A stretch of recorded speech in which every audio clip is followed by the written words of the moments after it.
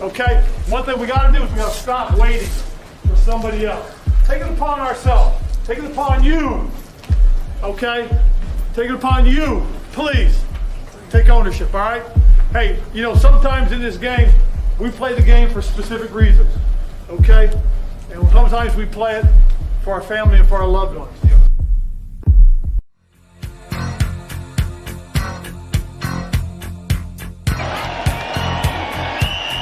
This ends what has been a class week for the Washington Redskins and Doug. Redskins are the world champions.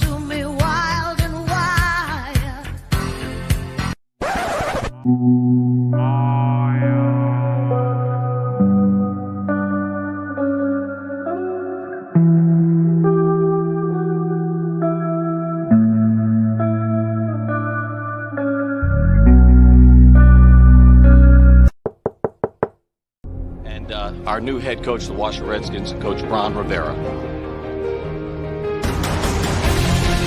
Hey, Champ, baby, let's go! Yes, sir! Washington changed its culture, changed its name, and went from picking second in the draft to finishing first in their division.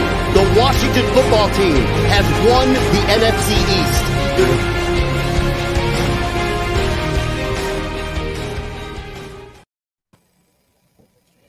What's going on? What's going on, everybody? Welcome to another edition of the HOGside. You guys know who it is. I'm CJ the Hog. This is DMV Champ Brian, and we are here on an unscheduled show today. Happy New Year! Happy New Year, everybody. It is officially 2022, and I hope you guys have New Year goals for the new year set in stone. What's been going on in the sports world? There's been a lot been going on, but we have a lot to talk about today. We haven't been live for like the last 2 weeks, so we haven't really got a chance to talk about the Dallas game. Didn't really get a chance to talk about the Eagles game, and also we're going to talk about what's ahead for this Giants game that is coming up. It's the last game of the season, and also what is expected. What is expected in the offseason? What are the needs and the wants for the Washington football team as far as quarterback, as far as the team? Is Ron Rivera on the hot seat? Is the coaches on the hot seat as well? We're going to talk about a lot. We're also going to talk about this revealing of the new name next month. So before we get it cracking, I just want to let you guys know that the HOGside is brought to you by Velocity Sports. All right. Let's pretty much jump into it. We have a few injuries so far. The injury report hasn't been released yet. I'm not sure exactly why. It is Tuesday, but right now, from what I can see, is that William Jackson did not participate. With the snow and everything, the snow and everything that's been going on. It's been hard to have practicing so far. True Ken, what's going on? True Ken, what it do? Happy New Year. So, first of all, Champ, I gotta ask you, man, what's going on? Happy New Year. How's everything been? Everything was a little shaky on my side, man. I wasn't feeling good. I ain't even gonna hold you. That's why I couldn't do the last show. Everybody's going around getting sick and everything, man. So my first top off to everybody is I know that vaccination thing is a sensitive subject and topic, but if you're not gonna get vaccinated, man, make sure you get yourself at least tested so you can know what's going on. Try to take care of yourself, man. Just do the best you can, man. Everybody was getting hit with it. So on to the next big thing, man. We got to get into this team. It's bro, I'm at this point, like literally at this point, just saying, man, I just rather be an NFL fantasy player. I don't want to deal with this team no more. I just don't. Us fans, we keep getting disappointed continuously, and it's like I don't know about you. I feel like I'm a desperate dude that I feel like I had a bad female and I don't want her to break up with me, but all she keep doing is grimy stuff for me to break up with her. That's exactly how I feel. For real, man. Like, I really feel that way, bro. I really feel that way. Especially for the past month with this team. It's what's up, Stokes, man? It's like, especially with this team, bro, man, it's just like, it's frustrating being a fan, and you have to agree with me. Like, it's frustrating because you got fans that spend $100 and some for tickets, man, and this team goes out there and gets blown out. Absolutely. We spend hundreds of dollars for food and parking, and this team gets blown out. And as officially, I am no longer going to that stadium unless somebody give me a ticket for free. I'm not spending no more money there, period. I'm mentally tapped out with them. We're going to go talk about the Cowboy game as well from last week. That was another embarrassment, dog. Like, they got their revenge from us spanking them last year when Dak wasn't playing. They spanked us bad this year. And it shows you right now, if I'm Ron Rivera, if you don't make a quarterback your first priority right now, he needs to go.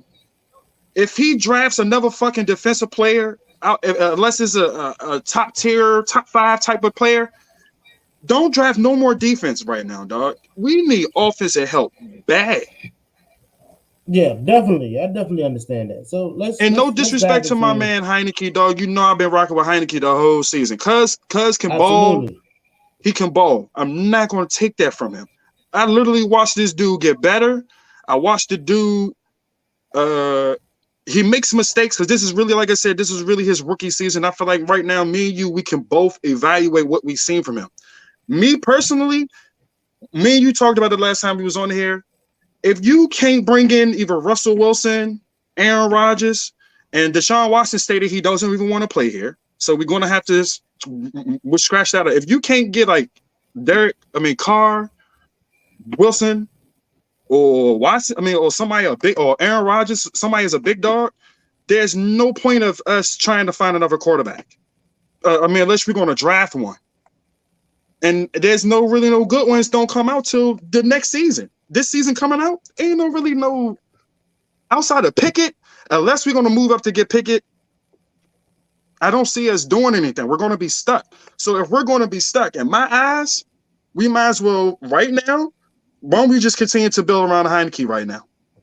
And then draft. If you want to draft the quarterback second, third, fourth round. Because like I said, there's really no good ones that's going to come in and ready to start off. And we need a dude with an arm. They have to take their time, bro, and find a dude who can throw that jump 60 yards at ease, like Cuz from the Chargers, Justin Herbert. We need somebody who was a big dude who got an arm. I really want to dive into this Dallas game and then the Philly game, right? Yeah. Both of these games, there's been obvious reasons why these games were pretty much out of reach. I'm just going to go out here and say it. Yes, COVID did happen. But COVID is happening to a lot of other teams as well. But but not heavily as bad as us, the Browns. That's true. And I give you the COVID thing, right? But there's one thing to say about COVID, then there's one thing about just being purely outcoached, outmanned, and things like that, right? I think we need to address the elephant in the room is that this offensive line needs to be beefed up. Like everybody keeps saying, COVID and injuries. I get that. But this Philly game on Sunday, we only had maybe 1 or 2 offensive linemen that was out. Chase Roulier was out due to injury, but we still had Keith Ismail. You know what I'm saying? It's still guys that were there, and they still didn't pan out. It still didn't pan out the way you wanted to. And I'm sorry. I love this offensive line. I love everything that they have been doing this season. But the elephant, that is one of the biggest elephants that is in the room right now. And right now, Taylor Heineke has been getting sacked. Granted, he has been holding the ball longer than he should have been. But when you also look at it, when he hiked the ball, he's always running for safety. You got to protect your quarterback.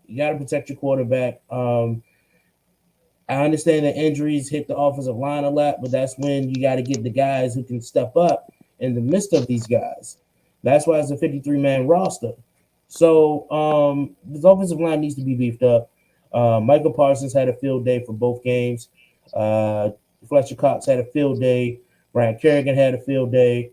So, these two games alone just show where we are at as a team. And we are the same team that we were last year. The only difference is that Philly was dealing with COVID. Cowboys didn't have Dak Prescott. That was the difference. We are still the same 7-9 team that we were last season. I'm just going to throw that out there. Nothing really changed from this team from last year. Nothing really changed. Jack Del Rio, I don't think he's on a hot seat. I think that you need to change the way you coach. This not old school football anymore, where you can solely rely on your linebackers. You just can't. You need to play to the strengths of the players that you have. He didn't really do that with Kendall Fuller and William Jackson. William Jackson is a man cornerback as well as Kendall Fuller. You can't play zone 85-90% of the snaps and be mad at the outcome. You can't do that. I mean, call a spade out here. The linebackers, I think people are overlooking Jamin Davis' story, right? The kid only has played one season of college football.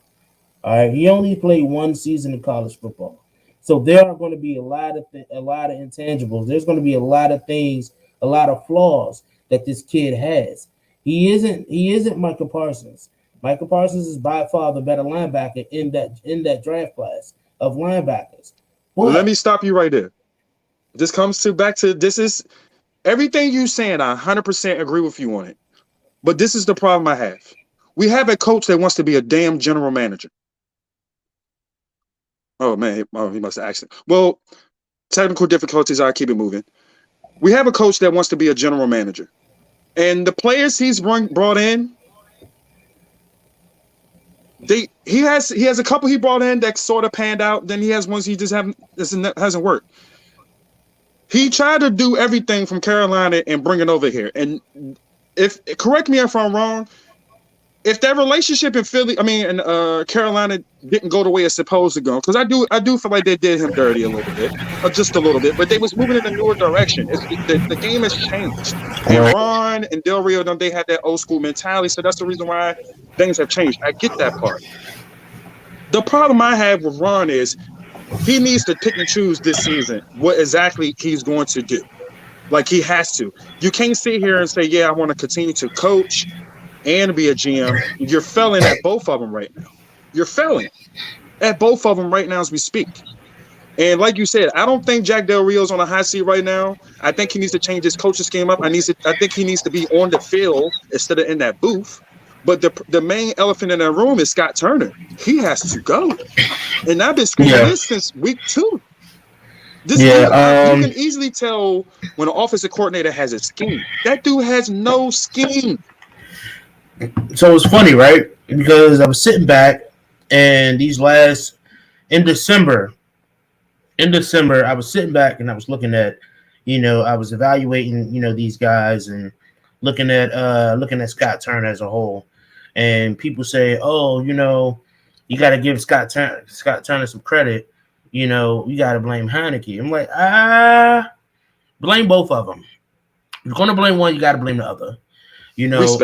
Like I said, telling Heineke he does have flaws, which shows that he is not a starting quarterback. He would never be a franchise quarterback. He would never be a starting quarterback. You can be a starting quarterback for a quarterback who is injured, and you need to definitely come back in and and fill it out for a couple of weeks. But you're not a 14, 16, 18 week quarterback. And I think that we can accept that for Tyler Heineke. So, it's not too many quarterbacks we had. I mean, even around the league, you had some of the big dogs got hurt off of one extra week. Absolutely. And this is why you got to, honestly, I think what happened is I don't think that it was expected for Ryan Fitzpatrick to be out. And I'm starting to see that. As bad as we hate Ryan Fitzpatrick, I don't hate think him. that, well, not you, but the fans, as bad as the fans might want to talk about Ryan Fitzpatrick and him being old, I honestly think that he was the better option this season. Regardless of we seeing Taylor Heineke's progress, I do believe that it would be a slight difference with Ryan Fitzpatrick being the leading quarterback. But Logic, thank you, man. I appreciate it. New mic in the setup. It was definitely a Christmas gift. So appreciate it. Yeah, man, I think Scott Turner needs to go. Because I think that his offensive play calling is not for this team. I'm not saying he's a bad offensive coordinator. This is his second year being offensive coordinator. So he's still running the ropes. But I don't think his coaching scheme or play calling scheme is for the guys that we have. So I think that, I hate to say it, I don't see Scott Turner being here for for the next season. But I don't think he will get fired either. It has to be really something really bad. Or something that really, really has Ron Rivera say, hey, I want to go another route. The only thing is, not really a lot of offensive coordinators that you would want to sign right now, because all the offensive coordinators that is destined to become head coaches. Yeah, they're destined to become head coaches right now. And, they're not going to want to take another offensive coaching job, especially for a team that is still in the rebuilding phase. So, I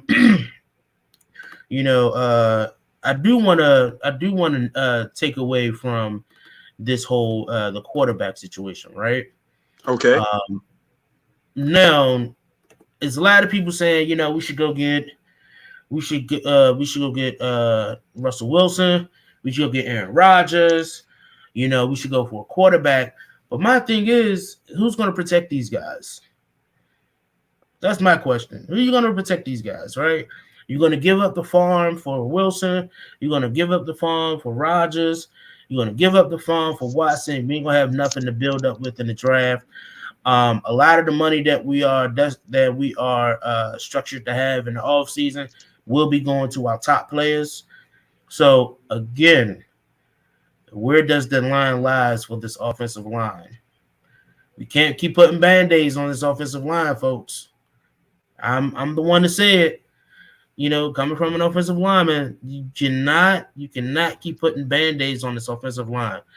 People want to throw out there these franchise quarterbacks that's in the league right now. These franchise quarterbacks also have a line that has been invested. Not Seattle. Look at the Browns. You know what I'm saying? The Browns just started doing that. Look at the Bills. Look at the Colts. I'm going to be honest. Carson Wentz. The Colts always going to they. That's their formula. That's their formula. Yeah, exactly, right? So when you look back at it, you just need to invest in the offensive line. This is what you have to do. Okay, let me stop you there. For the past 1, 2, if I'm not bad, maybe the past 2 or 3 years, this team has been picking up offensive linemen. We done picked up 2 or 3 different guards, centers, tackles. They just get hurt. We just drafted a second rounder last year. It caused me. You brought in Flowers. Then you drafted Sadiq Charles. He's trash. That dude is trash. Sadiq Charles is trash. Plain and simple. Mm-hmm. You brought in Charles Larson. Who else? They drafted it, and they bringing in dudes, dog. That's the problem is, to me, personally, you're bringing in Band-Aids. That's just what it is. You're bringing in Band-Aids. Offensive lineman is like a quarterback. You don't know what you're going to get. I mean, you can draft an offensive lineman in the second or third round or whatever. He still can be trash. There were 11 offensive linemen picked up in the offseason this season. And we picked up 3 or 4 of them. Band-Aids. I'm So a talking second about rounder is a Band-Aid? no, I'm not talking about in the draft. I'm talking about in the free agency. There were Yeah, 11 the big offensive free agency linemen. dogs. I mean, well, I I'm just feel you on saying, that. it was 11 top tier offensive linemen that were signed in the offseason. We didn't get none of them. None of them. That's I hate to be that guy, But you know why they didn't overdo it? Because last year, once again, they going off what happened the way the season went last year. That was the number 2 ranked passing blocking offensive line. doesn't matter. Yes, it was ranked at. It was ranked at. I mean, you're It was ranked absolutely at. right. That's the reason why they was But band-aiding it.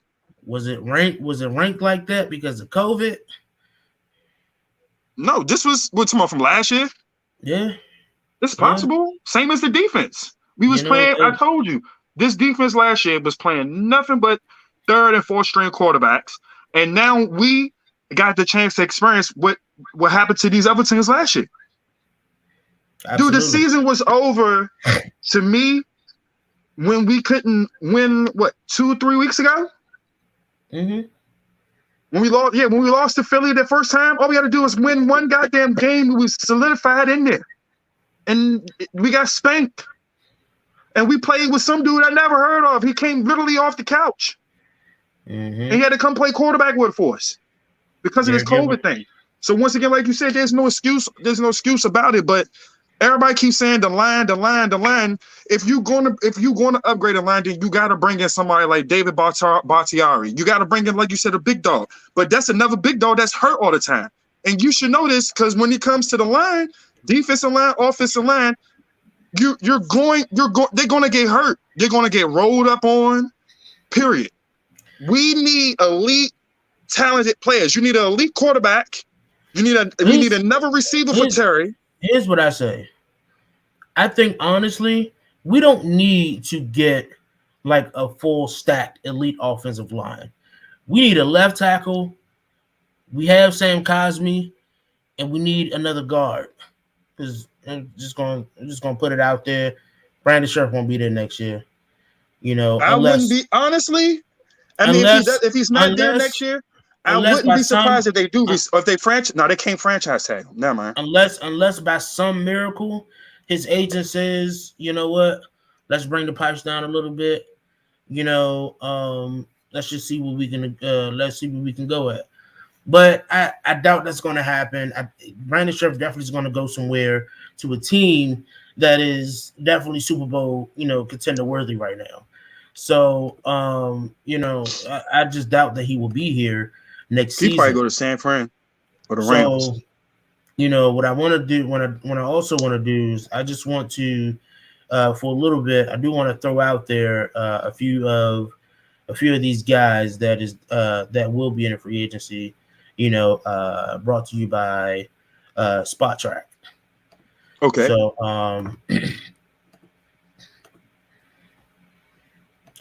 so as you see here, there's some guys that is definitely available right now, right? You have Brandon Scherf, who's at the top of the list as far as offensive lineman, which he makes this year he made $18 million. So, right now his market value is very high. It definitely be amongst the highest as far as offensive linemen coming in 2022 in the offseason. Cam Robinson is another guy that is also out there as a left tackle. As left tackle, pretty young, 26 years old, Jacksonville. Not sure if he's going to stay there. Not sure if they're going to give him a tag or anything. But there's another guy there who's also young. Just going to throw that out there. He's a young guy. Cam Robinson has a little bit of injury problems, but I think with the right team and the right squad, I think he'll be good. We have Teron Armstead, who's a little bit on that that age bracket. He's 30 years old. But he a dog. I know exactly who he is. He a dog. Exactly. Exactly, right? The center, we don't really need a center because we got Chase Roulier. But if we had to, I say we go out and we go get a low key guy, whether it's like a guard or we can get Matt Paradis. You know what I'm saying? Just a few of those guys. But Eric Fisher is another guy that really stood out. Eric Fisher, he has Injury prone. woes, but I think that with him, he actually did good in Indy. He's doing very well in Indianapolis right now. So I think that if the price is right, I think this will definitely be something that we can go out and get. As far as like a guard, there's some guards here who was actually very serviceable. One that really did stand out is Laken Tomlinson from San Fran. He's 29, so he's not young, but he's also not old. He still has some years left on him. There's another guy, AJ Ken, Mark Lewinsky. There's some guys here. There's some quality guys. And then there's a lot of guys I know just going to either retire or resign with the team they with. Like Jason Kelsey, he ain't going nowhere. Absolutely. Eric Fisher, he probably won't go nowhere. I mean, like I said, it depends on if the money is right. It really depends on if the money is right, So, I just think that right now, before we do anything in the offseason, I think we definitely need to address this offensive line. Because whatever quarterback don't feel a left tackle, yes, is a huge need. I think a left tackle and a new guard. Like you said, that's all. I feel like that's all we need because we got depth at all the other positions on that line. They all got hurt. We watched the second, third, fourth got hurt. So it's more about having big dogs position skill players now. Antonio Gibson, he's good. I still don't think he's a franchise back. He's not. My problem with him, he's not dependable. Absolutely. That's my problem with him. He's really not dependable. That's about it. Otherwise than that, he's solid. Terry, this is the year. If I was a GM, I'm calling him into my office this season. I'm paying him off buck. Lock him in. You got to. You have to. We actually drafted a receiver that's damn good. When can we ever say that? It's been a long time. So absolutely. we need to make that a priority. The quarterback situation, once again, unless you get in a big dog, we wasting our time. And I'm at this point, I don't care how the other fans feel about it. Yeah, Taylor Heineke ain't got no rocket arm. He ain't got that zip, but the dude can ball and he can win games. I will just keep building around him until you find your guy. You have to find that guy. And you telling me this outside of Cody, outside of Pickett, maybe Morale, maybe all the rest of them, they're not going to come in and start. So let me actually touch what Stokes said. I definitely think we need more talent at the wide receiver spot. I do like the guys that are there already. I like Cam Sims. I like Adam Humphries. I like DeAndre Carter. I like those guys. But we do need a Justin Jefferson to accommodate Terry. We need that big body guy. And okay, now hear me out on this, because I'm reading what Tone is saying, and he has a very super valid point. But hear me out on this. Me and you've been talking about this too. I even said this last year when we was doing this. People keep sleeping on this dude, Cam Sims, dog. Does he have elite speed? No. That dude can catch his ass off. He's a big frame, and he makes catches. He catches the ball, dog. Yeah. He doesn't get enough work. But you spent money on a dude, Curtis Samuel, who's pretty much Paul Richardson 2.0. This dude has 5 catches out the whole season, bro, and he came in hurt. That's a waste of money, waste of time. I'm tired. Here's what I say, right? Here's the reason why I like Cam Sims, right? It's just one of those things where I need from Cam Sims that he doesn't provide. What's that? Speed? Route running. Not the best route runner. He can't get away. He knows how to get open. Yeah, but that's after what? 4 or 5 seconds after he can't get away from the defender and the quarterback is already running. I mean, I guess I can give you that. But okay, but help me out on this though. If you go back and watch these games, even this past weekend, Heineke was holding the ball. You want to know why he was holding the ball? No one was open. Exactly. No one. Yeah. Even Terry wasn't open. Well, he was That's what double I'm teamed saying. most It's of the everything game. is scheme basis. But if I'm seeing a player who's taking advantage of opportunity when he steps on that field, we need to let him play. You said you paying this dude who hasn't did a damn thing this whole season, Slim. He done sit down and made, 10, 15 mil this year? He ain't do shit. And he came from Carolina. And I told you off about when he came out, I was like, I had a feeling about him during the offseason. I was like, he ain't Moore. He wasn't Moore or Anderson. Them dudes are dogs. Curtis Samuel, he's nice, but I was like, dog, he stayed hurt. He got hurt. So it's like, it's like you gambling. You're right, you're gambling. Like I said, I like Heineke. I feel like we in a position right now, unless we find something that's better than him, we need to rock with Cuz. Like you said, I would go grab a left tackle, grab a guard, find another receiver. I'm pretty sure there's some good free agent wide receivers out here that I think you did pull up a list about it. If you can find it, check it out now, bro.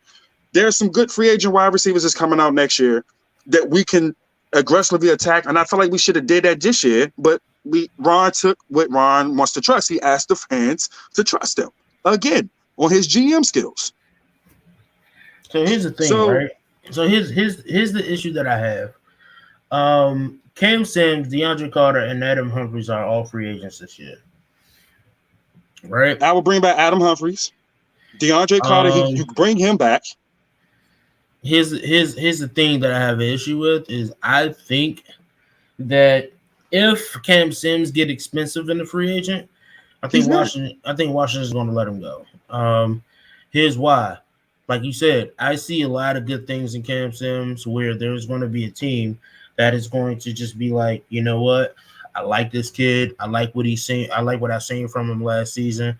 Let me go ahead and add him to this squad. So there's 3 teams I think he'll fit perfect with off a block. Okay. Chargers, because I think Mike Williams is a free agent from the Chargers. I think he's a dog. Mike Williams is a dog. I can see Cam Sims replacing him. I can also see Cam Sims going to the Saints because they run that spread offense. I can see him going there, and I can see him producing. But we let these players walk out. They're gonna go somewhere else and produce somewhere else because it comes to coaching. It comes to scheming. Absolutely. There you go, brother. I know you had that list with you. So, hold on, Will Fuller. I thought he just signed. So they about to release. He's about to be a free agent next year. Yes. Wow, because he can't stay healthy. Man, Jamison Crowder is a dog. Allen Robinson, I've been wanting him for a long time. Long time. Here's the funny thing, right? I don't know. There's guys here that I do like. There are guys here that I do like. You know, Emmanuel Sanders, he'll fit good with us. You know what? I would go out and get Mike Williams, if anything. I just said Mike Williams from the Chargers. He's a dog. He's a dog. He is a dog. I think he would fit very well. I think he would fit very well with Terry McLaurin and everything. Yeah, but we need a quarterback and throw him the ball. Right now, he's used to Justin Herbert throwing that jump downfield to him, bro. So that's why I was like, the offseason has to be quarterback, line, receiver. Well, I mean, and if you're gonna do anything on defense, me personally, I wouldn't ask Chase Young to play DN no more at all. I honestly had this weird feeling. I think Chase Young will be better at linebacker. I say you let him do a year 3. Let him do a year 3 and see how it works out. I think he'll be better at linebacker. See, that's hard. Because you want to know what's crazy? The reason why I mentioned that is because when we drafted Jamin Davis, correct me if I'm wrong, Michael Parsons, we skipped over him for Jamin Davis. And then the Cowboys drafted Michael Parsons afterwards. If I'm wrong, I think I'm. No, we drafted Jamin Davis afterwards because Cowboys traded up. That's right. Yeah. So I mean, here are the guys here, right? Here's what I'm saying. I would be comfortable with drafting a second or third round quarterback in this draft class. That honestly, there are some guys in the second or third round that can definitely sit a year, and that we can just possibly throw in the next season, and we can sign one of these guys to come in. Me personally, you know where I'm going with this. I would go out and get Tyrod Taylor. You know what I'm saying? I'd rather give up a draft pick for Huntley from Baltimore over Tyrod Taylor. Yes, yeah, I'm not gonna give up no draft pick for a guy that I'm not sure. You about to pay a dude who plays like Tyrod Taylor. I used to like him. He's not the answer. So you give up a draft pick rather than paying $5 million. I just wouldn't want Tyrod. I know what he is. He's a black Alex Smith with some wheels. I know what he is. If I'm gonna take any quarterback off this list, for sure, I'll take Jameis Winston. I think Jameis Winston's staying in New Orleans. I think. Yeah, but I'm just saying, if they want to roll with I go with Marcus Mariota. I definitely. I'll take a stab at that. You know, but Tyrod Taylor, young. Honestly, for a Band-Aid right now for a quarterback that we're gonna draft a quarterback. I say bring in Mitch. I was about to say the next quarterback on that list that looks interesting to me, honestly, is Mitchell Trubisky because he has a winning damn record. Yeah, he's been in the playoffs. And to be honest, I think that Oh, would you bring back Ryan Fitzpatrick? No, I'm done with Ryan Fitzpatrick. I love the guy. I love his story, but I'm tired of journeymen. Here. Jacoby Brissett, he all right, but nah. I'd rather go with Mitchell Trubisky. He's younger. Nick Foles, that's a no. Cam Newton, that's my boy. But I think his time is up. My man needs to hang it up, man. Listen, everybody keeps saying sign Cam Newton. Listen, I'm not saying that. I'm not saying you lost your job to Sam Darnold again. And I don't understand it because Sam Darnold played worse than he did.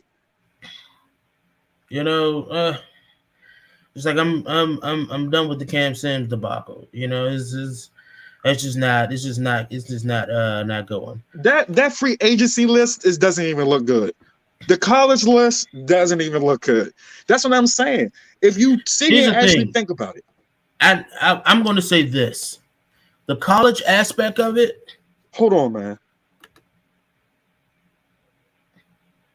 The college aspect of it is that I don't think that there is no quarterback in this league right now that is really ready to come in and be that franchise quarterback and come out and have a beast out season like we've seen these other quarterbacks have been doing in the last year or two. I mean, look at Joe Burrow. Before Joe Burrow got injured, he was doing very well. Justin Herbert did very well in his first year. I just don't think right now that there's any quarterback in this draft right now that is ready to come up and just ready to come out and be the franchise quarterback. I don't think there's no quarterback that's just ready to start. So I'm saying if we're going to draft a quarterback, I said we draft a quarterback in the first round. Let's not get too hasty. Just draft a quarterback in the second or third round. You ain't gotta. There's no quarterback in this draft right now that is ready to start right away. I'm not saying that we overlook. I'm not saying that we overlook. These quarterbacks. What I'm saying is, if there's a decent quarterback that falls in our lap, then sure you take it because Kirk Cousins fell in our lap.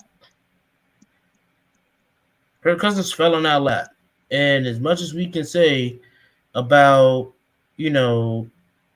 Kirk Cousins, I mean, he fell in our lap. We got RG3 that season, that in that draft, and then 2 draft rounds later, Kirk Cousins like fell in our lap, and it was like you can't resist it. You can't resist a quarterback like Kirk Cousins in the draft. You couldn't. So my thing is, if you're going to find a second or third rounder that is actually very decent, and the guy who you can give time to sit for the year or a year and a half, I say go for it. If he falls in our lap, go for it. And like I said, you hire a quarterback who can teach him the ropes, who can manage the next season, who can manage the next season, possibly go to the playoffs, possibly. And then you let this quarterback be your franchise quarterback. But there's no quarterback in this draft right now that I'm actually comfortable with starting right away. There's none of them. If I had to choose a guy, it'll be between Sam Howell or Matt Corral. Those are the only 2 guys that I can actually see starting out. But I think Pickett gonna start. Even Corral or Pickett, like I think that there are some things that I've seen from both of these guys where I'm just like, I mean, they're good, but they're not, I'm ready to start, because like I said, you got to look at the franchises that are in the top 10 of this draft, with us being one of them. The team that he's go to is in a major rebuild overhaul. So they got to be ready for that. And we've seen it with Trevor Lawrence. I don't think he's a bust like everybody is calling him. But nah, he got to the bad situation. His coach was trash from the get-go. Exactly. So I just hope that this off season we are smart in doing doing what we should do in the off season. Next thing is, I do want to ask: is Heineke safe for next season? Yeah, in my personal opinion, yes.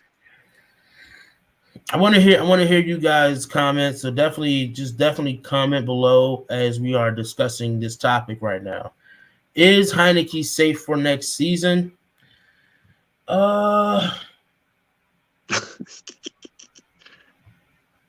It's like 50-50 with that decision, honestly. Yeah, I'm very 50-50 with this, but I'm going to go out on a limb and I'm going to say no.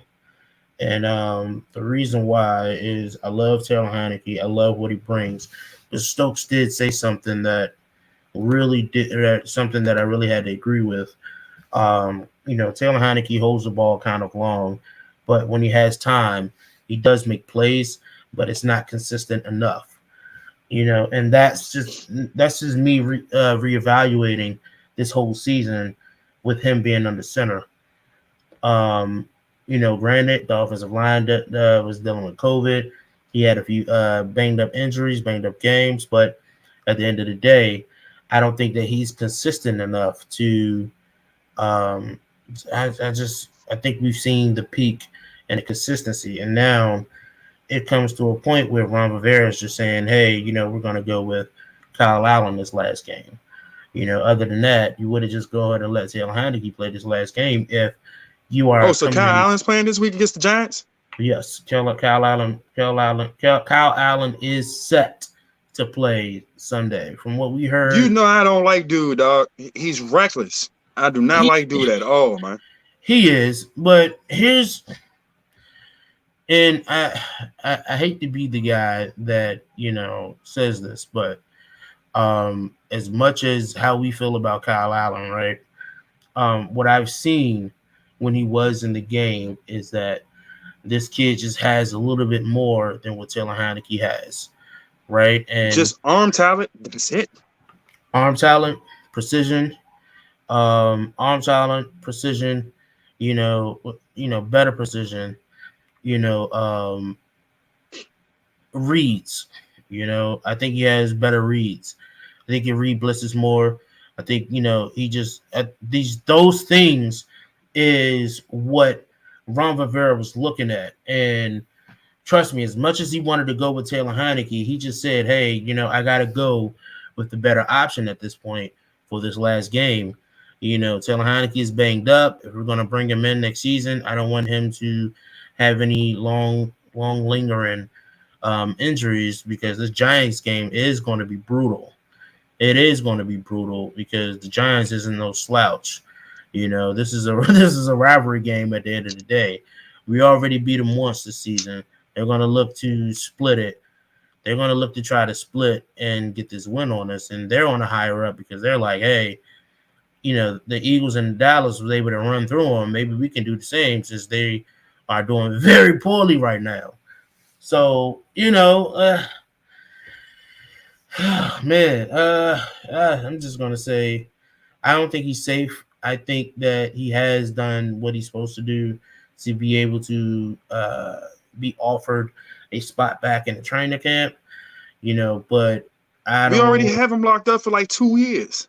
That's true, but you know how things can go. You can easily get released. Facts. You can easily get released easily, and that's just the name of the business.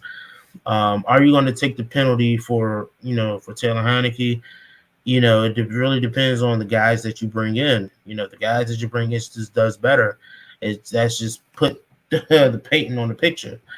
So that's just how I feel about it, man. See, like I said, when I watch Kyle Allen play, Kyle Allen reminds me of Rex Grossman when he throws the ball. He makes me cringe when he throws the ball.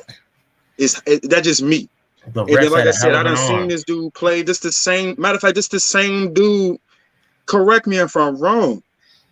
This is the same dude who threw the intentional grounding at the end of the game when we had a minute and some change left. He can drive the ball downfield for us to try to score. And this dude did an intentional grounding, bro. I seen enough out of Kyle Allen. I'm just telling you, I seen enough from this dude. His QB IQ, I don't think is up there. And like I said, does he have a better arm than Heineke? Yes, has a better arm. Maybe I could be wrong, but I really don't want to see that dude play. I done seen what I had to see. He had his chances. I'm done with him. My thing is, like Heineke, I always feel like we have a chance of winning. You know everything? I feel that way. I be feeling like we have a chance to win if things go the right way. Because, like I said, sometimes he throws some passes. I be like, God damn. And then you can see the times when he throws a ball, you be like, yeah, he ain't got no zip on that jump. And you just feel that way. I understand that. But I'm like, unless you had something, if you're going to get a quarterback, you have to upgrade. You can't bring in another journey guy. You can't bring in another dude that's going to be a Taylor Heineke 2.0. You can't do that and expect us to win 10 games. We can't. All right. So, then, like I said, Ron, I don't want him. I don't want him fired. But man, he really got to focus on being just a coach, man.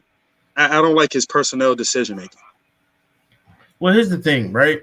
I think that he already went into the season with trying to definitely make a lot of changes and excuses. And I mean, yeah, excuses, but I think people. I can't stress this enough, right? Because people are ready to let go of Ron Rivera, and I want to. Why? That'd be stupid. I want to throw this out. I want to throw this out here. This ain't the Saints. This is not the Jets. This isn't the Jaguars. This isn't just the team where you could just fire a coach. This organization has been dealing with 20 years of bullshit. 20 years of nonstop drama that's been swept under the rug. And in the last 2 years, that rug has been lifted and the dirt came out. So when Ron Rivera came in, you got to understand, it's kind of hard to do these things where your whole organization was changed from the team president to the marketing director.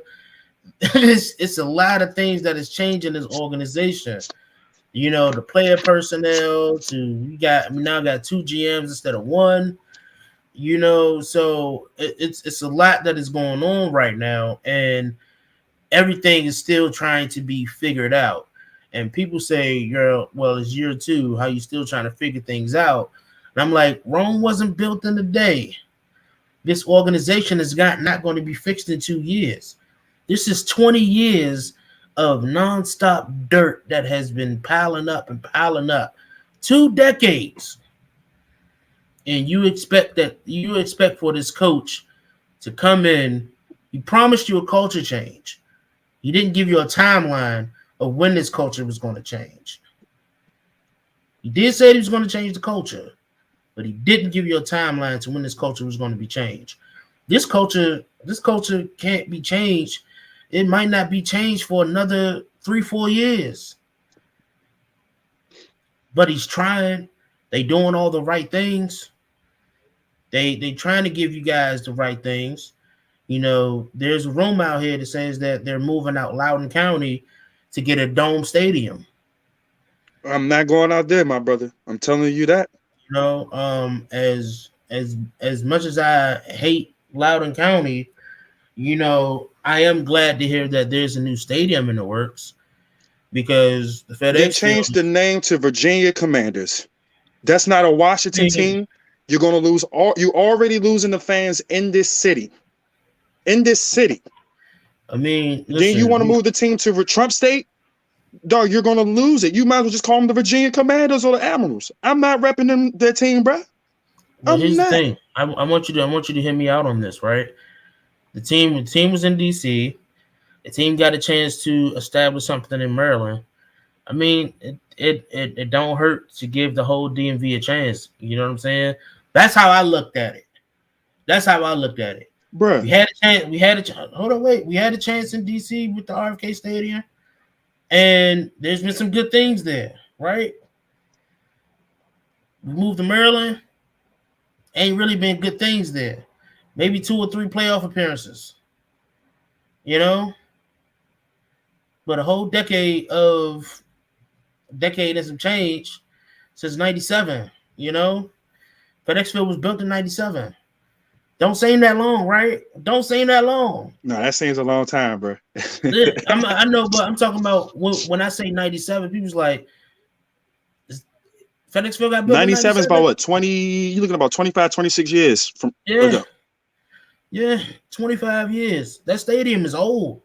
People look at the FedEx Field and think that it's a young stadium. Like, no, that is 2 decades of a lot of events and stuff that's been happening at that stadium.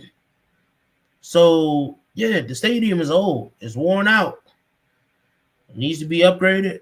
Are you going to upgrade it, or are you going to wait the next 3 to 4 years to go ahead and just, you know, move to another? I'll upgrade that stadium. But it's gonna cost a lot more money to upgrade the stadium than to go ahead and move. I mean, you know, honestly, I like dome stadiums better. To be honest with you. But of course, I like dome stadiums better. You can't just throw a roof on top of FedEx Field. You know what I'm saying? Yes, you can. Yes, you can. Any outdoor NFL stadium, you can easily put a roof dome over it, and easily. It's going to cost you, but easily. I was about to say it's going to cost you. So my whole thing is, I say just get a new stadium. Get a new stadium. I want to go back to RFK. I feel like they should go ahead and torn that down. That's the perfect spot, perfect place. It sits right there in the spot of the city. Right, easy, super access to the Beltway. It gets no better than that. This is why I disagree with you on this. I'm from DC, bro. And you from DC too. DC is no longer Chocolate City. That shit is Neapolitan now. We're not gonna get too political with that. We're just not. You know what I meant. You know what I'm going with this. Me personally, once again, like I said, dog, I had the experience of seeing this team being one of the best teams in the league. I told you, my dad took me to the parade. I met Marion Barry when I was 6 years old when they came down here and celebrated from winning 92. I was 6 years old, bro. So I have a passionate feeling about this team. If this team has been called the Washington Redskins for years, and then they had to change the name, we've been through that. It's highly understandable. My point is, you're going to take what I love and move it to another state that doesn't even respect the people in the city. You want to move it to a state where they really don't want black folks to live in it. I worked in Virginia for years. Once you go past Lorton, man, all you see is Trump signs out there, Joe. And the Bama's not even in office no more. They still up. That rubs me a wrong way. So I don't want to step foot out there. I don't want to spend money out there. I just don't. I understand they got their training facility out there, the training camp and everything. I used to drive up there to do that stuff, man. I'm not doing that no more, man. If that's the case, then call them the Virginia team. But give us our own team then. Because like, dog, it don't make sense. It's unfair. It's unfair. Like you said, I get what you're saying. Things didn't work out in Maryland. I get that. But if that's the case, change the damn name to Virginia Commanders or Virginia Admirals. Don't call it Washington. I would disagree. Don't call it Washington. Don't call it I would Washington. disagree with that Because I'm telling you, you're already losing this fan base now. I'm telling you, if they move that same to Loudoun County or near Richmond, whatever, you talking about attendance? Boy, we ain't going out there, boy. You know them DC people are not going to mess with it out there. They ain't going to do it. And half the time, they don't even want to go to Landover.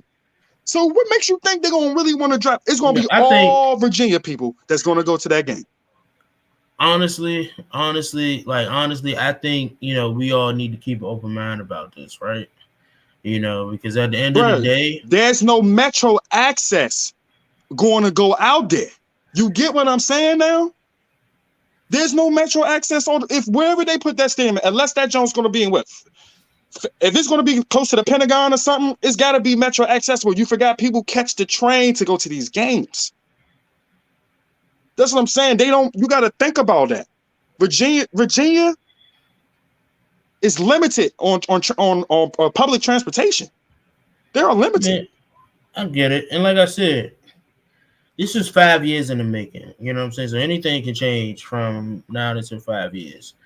I'm just saying the rumor out there is that Loudoun County, you know what I'm saying, is the next destination possibly for this dome stadium. That's what's up. I'm not too, happy about it being in Loudoun County. I'm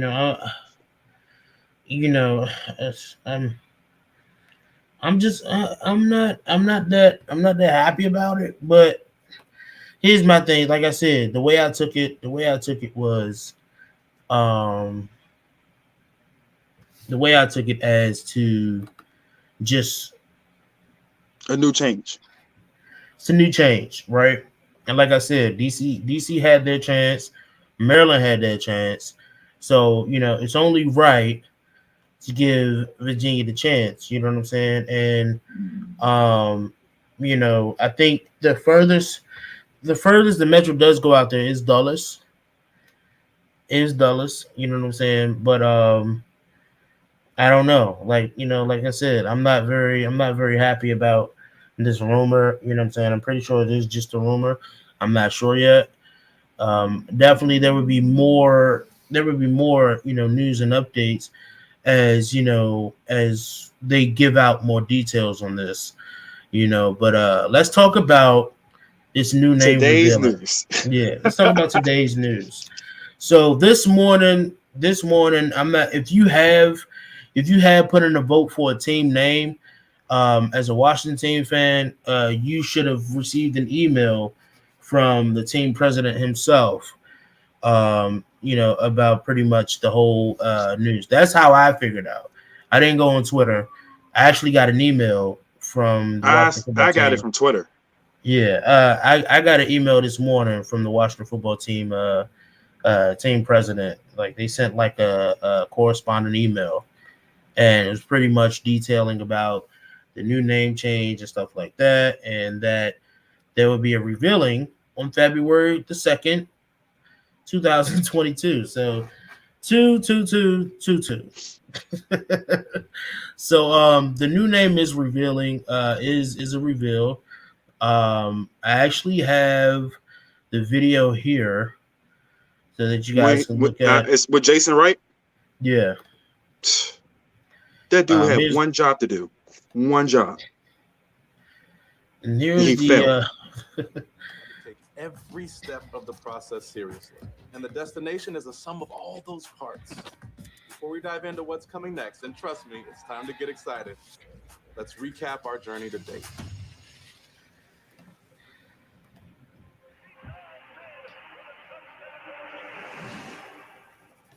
Washington is going to go with an interim name.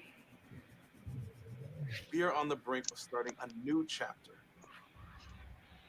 But our history, our legacy, cannot be lost along the way. Now, more than ever, it's important that we stay connected to our roots. And nobody understands that more than Coach Joe Gibbs. I just think the heritage and the history of our team is what's so important. And as fans, I think we're going to rally around that team. Great job, Ed. Proud of all of you. I'd say probably what's most important about us naming the team is trying to bring everybody together. Whatever the name winds up being, we're going to support those players and the coaching staff. Everything we need is in this room. That's the one thing that we got going for ourselves is the loyalty that we have for that team. Two men who played a part in our history and will continue to shape the future of this franchise.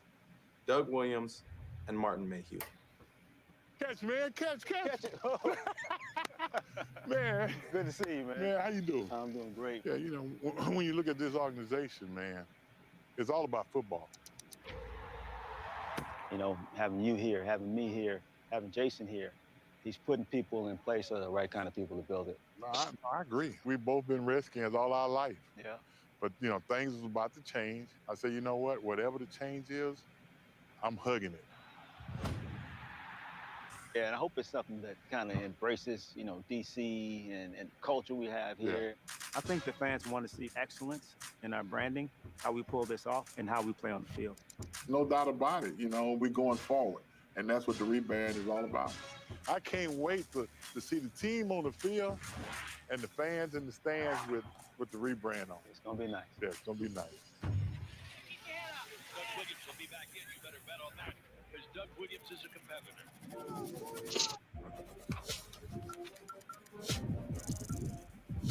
Now, we understand the importance of choosing a meaningful name, one that will anchor the team for the next 90 years and beyond.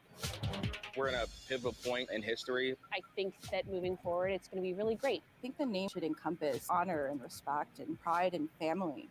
The rich history of the Washington team. This is going to be the name going forward, hopefully forever. And we believe we've found a name that our fans and our team across the DMV and beyond can really rally behind. You like it? Yeah, right off the bat. It's the right attitude, right? Yeah.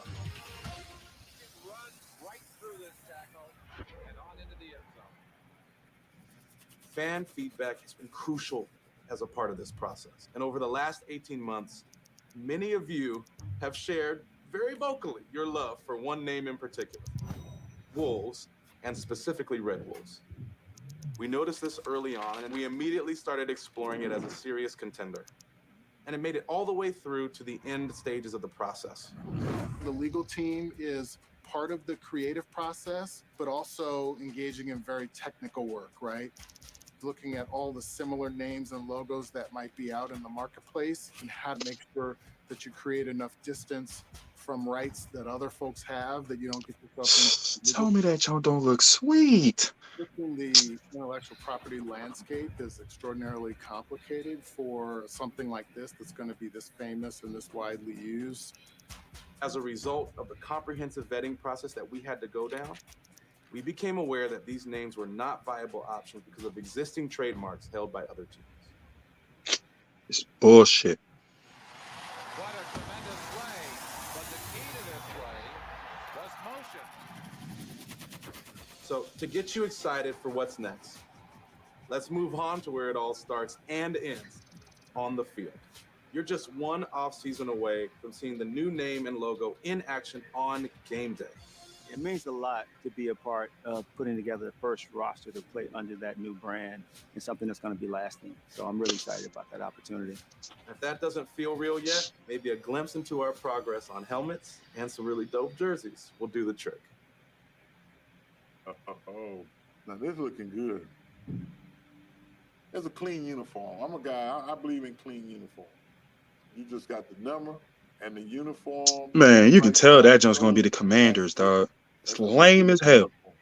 They're really clean, really crisp. They look cool. So I think the fans are really going to be excited about how the new uniforms look. All right, so here is one of the main helmets. I love this. Right on. I think the look's going to be hot. I think the fans appreciate the look as well. I do like the matte burgundy though. I really do. I like the matte burgundy. We are almost to our destination. And when we get there, it is only just the beginning. We're now to the point where we can confirm the date of our new identity, the date that it'll come to life. Without further ado. Showtime on 3, 1, 2, 3, showtime. But now we're on to Washington. The Joe gets the first round pick. It might be he just decided to run with it, but Sean Taylor came from about 30 yards.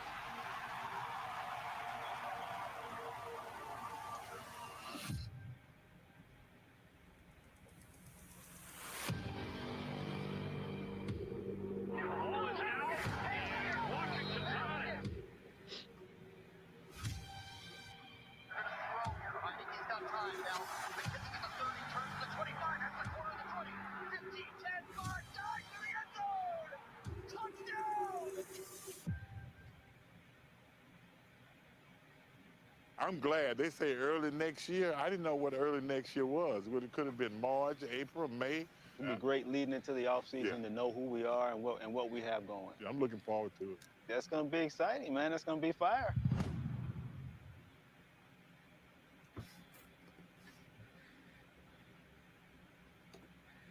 All right. That was a dope video because I didn't see that whole thing all the way through. They only showed, like on Twitter, they only showed the snippet of him trying to reveal the helmets to Ron. So that whole video was dope. But the Wolves and the Red Wolves situation, correct me if I'm wrong, that is the most baloney bullshit I ever heard, bro. There's no other team in the league that's named after Wolves, bro. No, And they keep talking about copyright infringement. Hold on. You can pay for that. All the money that they took from us fans, they bleed us dry. They could at least, the fans requested for this. The fans begged for this. And they can't deliver. That's why I was like, Jason Wright, you failed. In my eyes, you failed. You had one job to do, bro. And you failed at it. So this is what I can failed. Say. This is what I can say.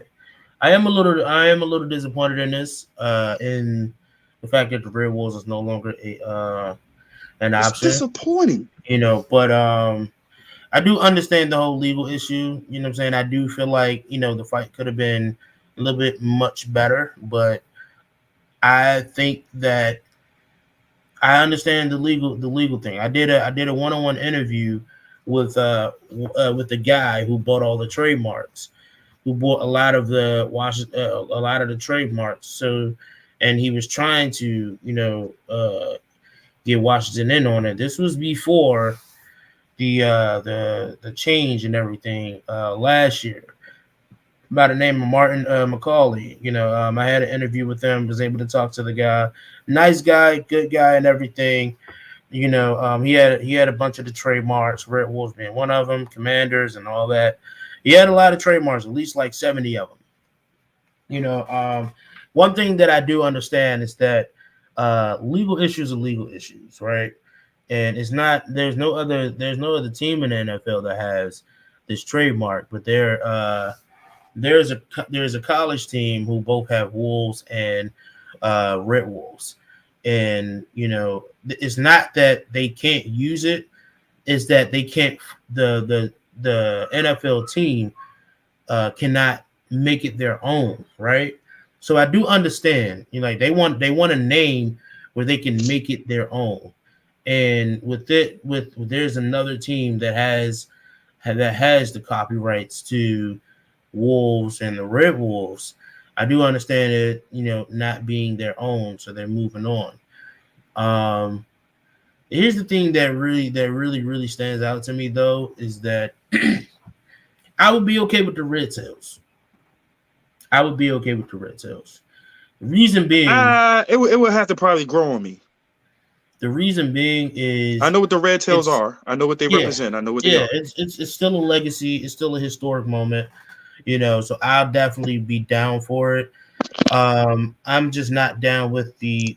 I think that we need to shy away from, even with like watching all the football movies and TV shows, anything that is like Washington D.C. It's been more of a political name, like Commanders, Sentinels, the Generals, the Brigades, the Renegades. It's been more of a military base or political standpoint, and I'm like, let's go a different route. Let's go a different route. Let's go a different route. Like I said, I'd rather honestly just be called the football team, man. Yeah, that too. I'd rather if you be called the football what is a team. commander? What would your mascot be? What is the commander? Or what is an admiral? What is your mascot gonna be? Red Tails sound like a hockey team. Yeah, I do like the Red Tails though. That's the queen herself. I just feel like whatever they reveal that name is gonna be corny as hell. And like I said, Jason Wright had one job, bro, and he failed. That's just plain and simple in my eyes. Well, here's the thing, right? We all asked for them to include, the fans in this, right? So there's been a lot of fans who just didn't like the Red Wolves name, right? We've only seen a handful of fans who really love this Red Wolves name. But there's been a lot of fans who just didn't like this name. Then they lame as hell. They lame.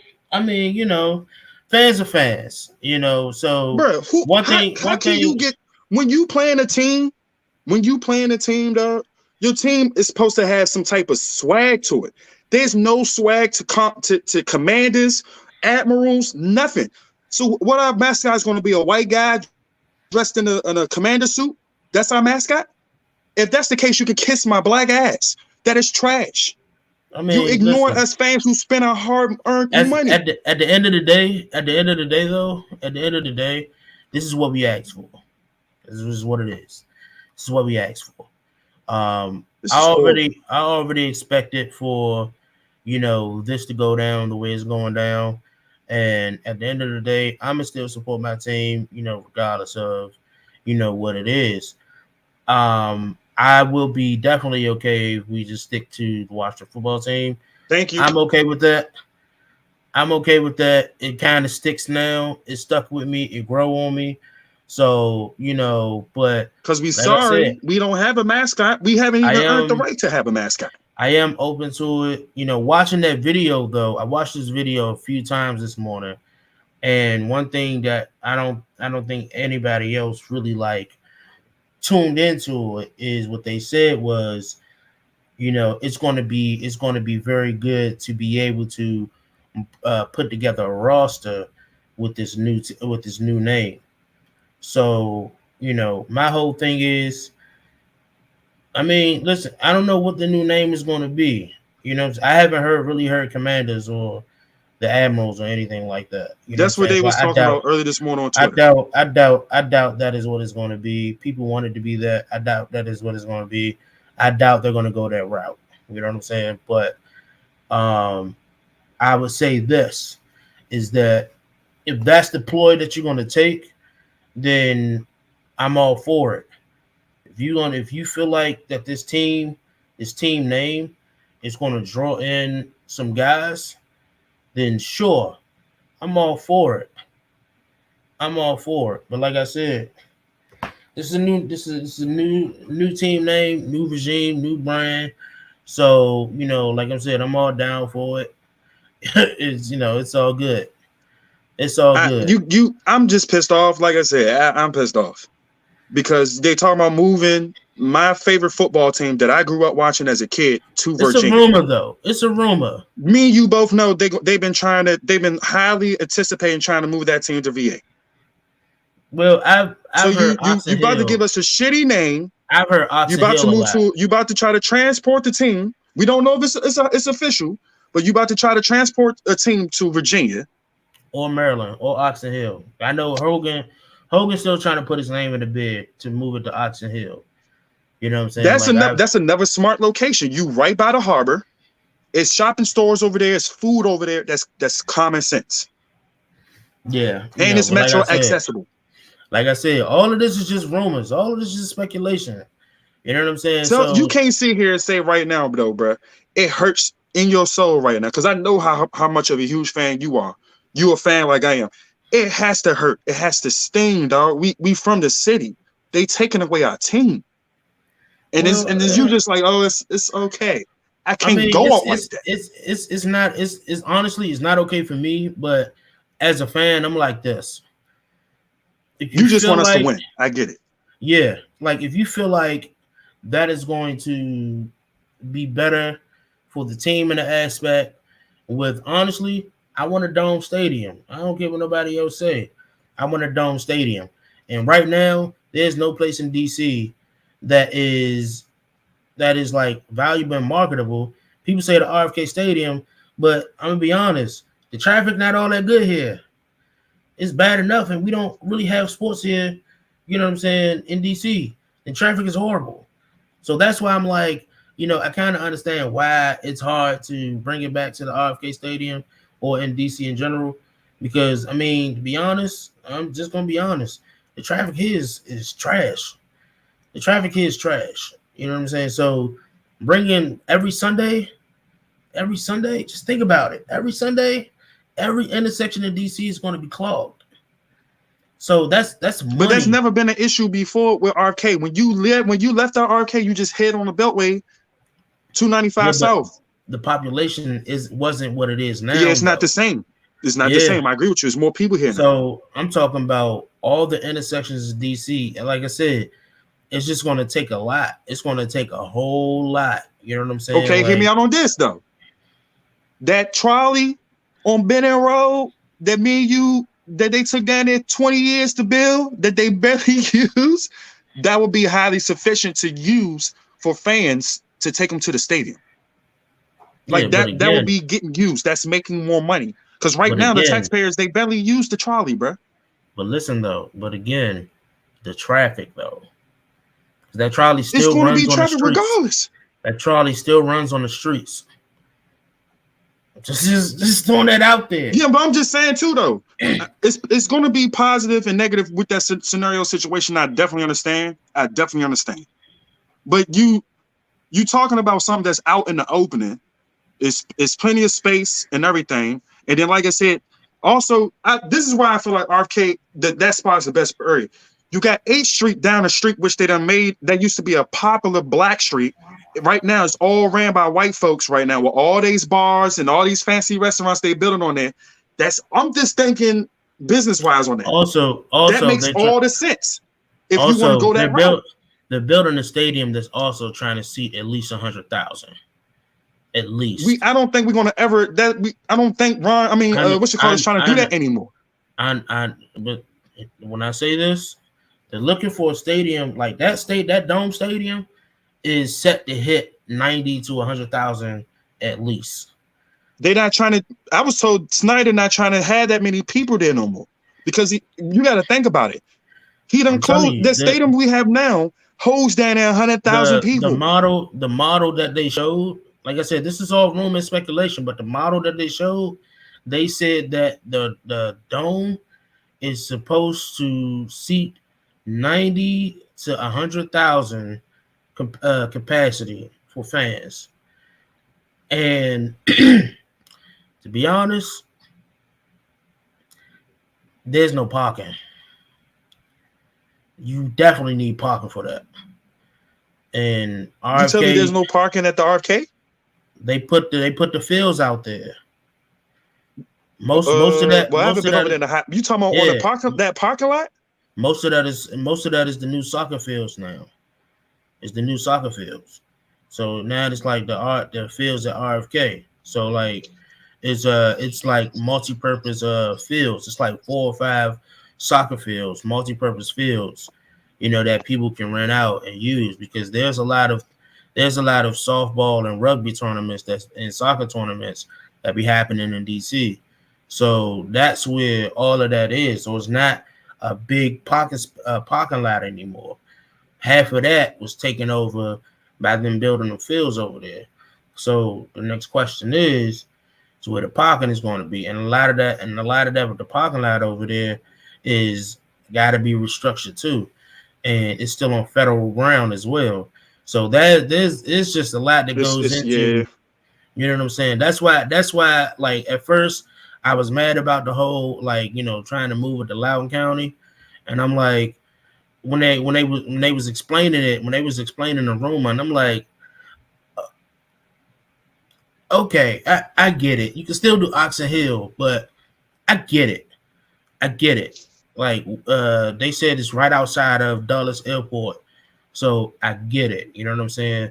And I'm not really too mad at it, because there's a lot of teams who stadiums aren't in the actual city. You know what I'm saying? It's a lot of teams whose stadiums not really in their city. Dallas Stadium is in Arlington, Texas. The Giant Stadium is in like the Meadowlands, like close to New Jersey type shit. You know what I'm saying? So yeah, I know about that. I think Cincinnati is like right outside of Cincinnati or something like that. It's so like I'm like, but those places I get naming, sorry for cutting you off, those places you naming, they have built infrastructures for space. Texas is huge. Texas is huge. Yeah. The New York situation, the reason why the Giants had to move it is because you got the Jet Stadium already out there. Hey, well, they sharing the same stadium now, whatever. Yeah. They sharing the stadium now. But I get what you're saying. I'm just telling you, that's going to cause so much tension. Fans are going to be like, man, I'm just going to be a Wizards fan, or I'm just going to just go to Baltimore or something like that. Hey, at this point, I'm kind of not caring about what a lot of these Washington fans think, because to be honest with you, they don't know what they want.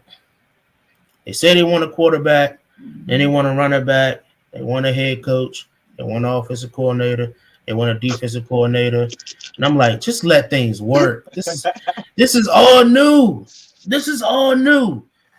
So before we end this show, I just want to say that in the off season, I don't want anything big to change. I want our coaches to stay the way they are. I want to give them another chance to be able to build. Even Scott. Even Scott. Yeah, I want you to rethink that one, buddy. Even Scott. Here's my thing. If Scott can draft or scout a quarterback in this draft that he feels comfortable with, or even go out and scout a quarterback in the free agent that he is comfortable with, that it's his guy. I would give Taylor Heineke is this guy. That's Ron's guy. I hate to break it to you. No. Hold up. Wait. Let me say it, because at first I used to think that it was Scott guy. Ryan Fitzpatrick was Scott's guy. Hands down, Ryan Fitzpatrick was Scott Turner's guy. He made his whole playbook for Ryan Fitzpatrick. Taylor Heineke happened, and he was like, yo, see if you can do this. See if you can understand this. And so Scott Turner had to change the whole offensive playbook to fit Taylor Heineke. But this is what I was told. I was told when Taylor Heineke was at Old Dominion, Scott was the only NFL player went to go scout and check him out. And then when I heard Taylor Heineke pretty much had called, he was trying to be a quarterback's coach, and Scott was like, nah, hold on. Continue to develop yourself as a quarterback. Yeah. Scott always saw something in Taylor Heineke. Always. Right. Well, that's because now Kyle Allen is Ron's guy. Kyle Allen is Ron's guy. Ron went out the way to give up a draft pick for him, a 5th rounder. That's Ron's guy. So Scott went out to Old Dominion to scout Taylor Heineke. Well, I mean, honestly, after Ryan Fitzpatrick going out, it was one of those things where you just be like, listen, I gotta roll with you, bro. I know what you can do. You used to play for me. You gotta forget when they didn't let Alex play last year in that playoff game. Scott called Taylor. Yeah, that's always been his guy. He used to play for him, so it's like one of those things. So that always be his guy. That's his guy. Like my playbook. I don't want to bring. It's the playoffs. I'm not going to bring in Joe Johnson, a guy that doesn't know my playbook. I'm not going to bring in nobody that doesn't know my playbook. It is the playoffs. So this guy knows how I play. So it'd be easier to just throw him in there and be like, yo, I need you to do this and this and this. And then boom, Taylor Heineke almost beat Tom Brady in the playoffs. Almost beat him. And then turned around and beat him again this season. Yeah, turned around and beat him again this season. That's what I'm saying. Unless you're going to – this comes right back down to the same scenario. Unless we can upgrade from him, like, tremendously, man, you might as well just build around him. There ain't no good guys coming out of college. And like I said, Aaron Rodgers, we don't know what he wants to do. Because if he wins the Super Bowl this year, A-Rod could be like, you know what? I'm good. I got 2 Super Bowl rings. I'm going to retire. Aaron Rodgers. He might want to go that route. Aaron Rodgers not coming here. Like, I don't care what nobody say. I want everybody to get that through their thick skulls. Man, like, once you told me money talks, bro. Money talks. We ain't got Aaron Rodgers money. And I know for him, if we get him or Russell Wilson, I know for a fact we're going to the playoffs next year. We don't have Aaron Rodgers money though. I don't care what nobody say. We don't have Aaron Rodgers money. Russell Wilson, I don't think he's gonna want to go to a team that's in a full rebuild. Like, he spent his years in Seattle. He wants a ring. He wants another ring. He's not going to get that. He might as well stay where he at. They going through a whole rebuild process too. He don't. So who's he going to go to then? He don't want to rebuild. My Chicago. They have Chicago's rebuilding. I mean, but they have a better process. They were still trying to win, and it'd be great for Russell Wilson because Justin Fields get to sit behind this guy. You know, that's. I mean, I'm just saying the situation right now is Russell Wilson is not going to want to go somewhere where it's in a complete mass overhaul. That's when I have to stop you right there. It's not all about him. Forget his wife. She wants to go in a big city where there's money at. That too. DC ain't where it's at.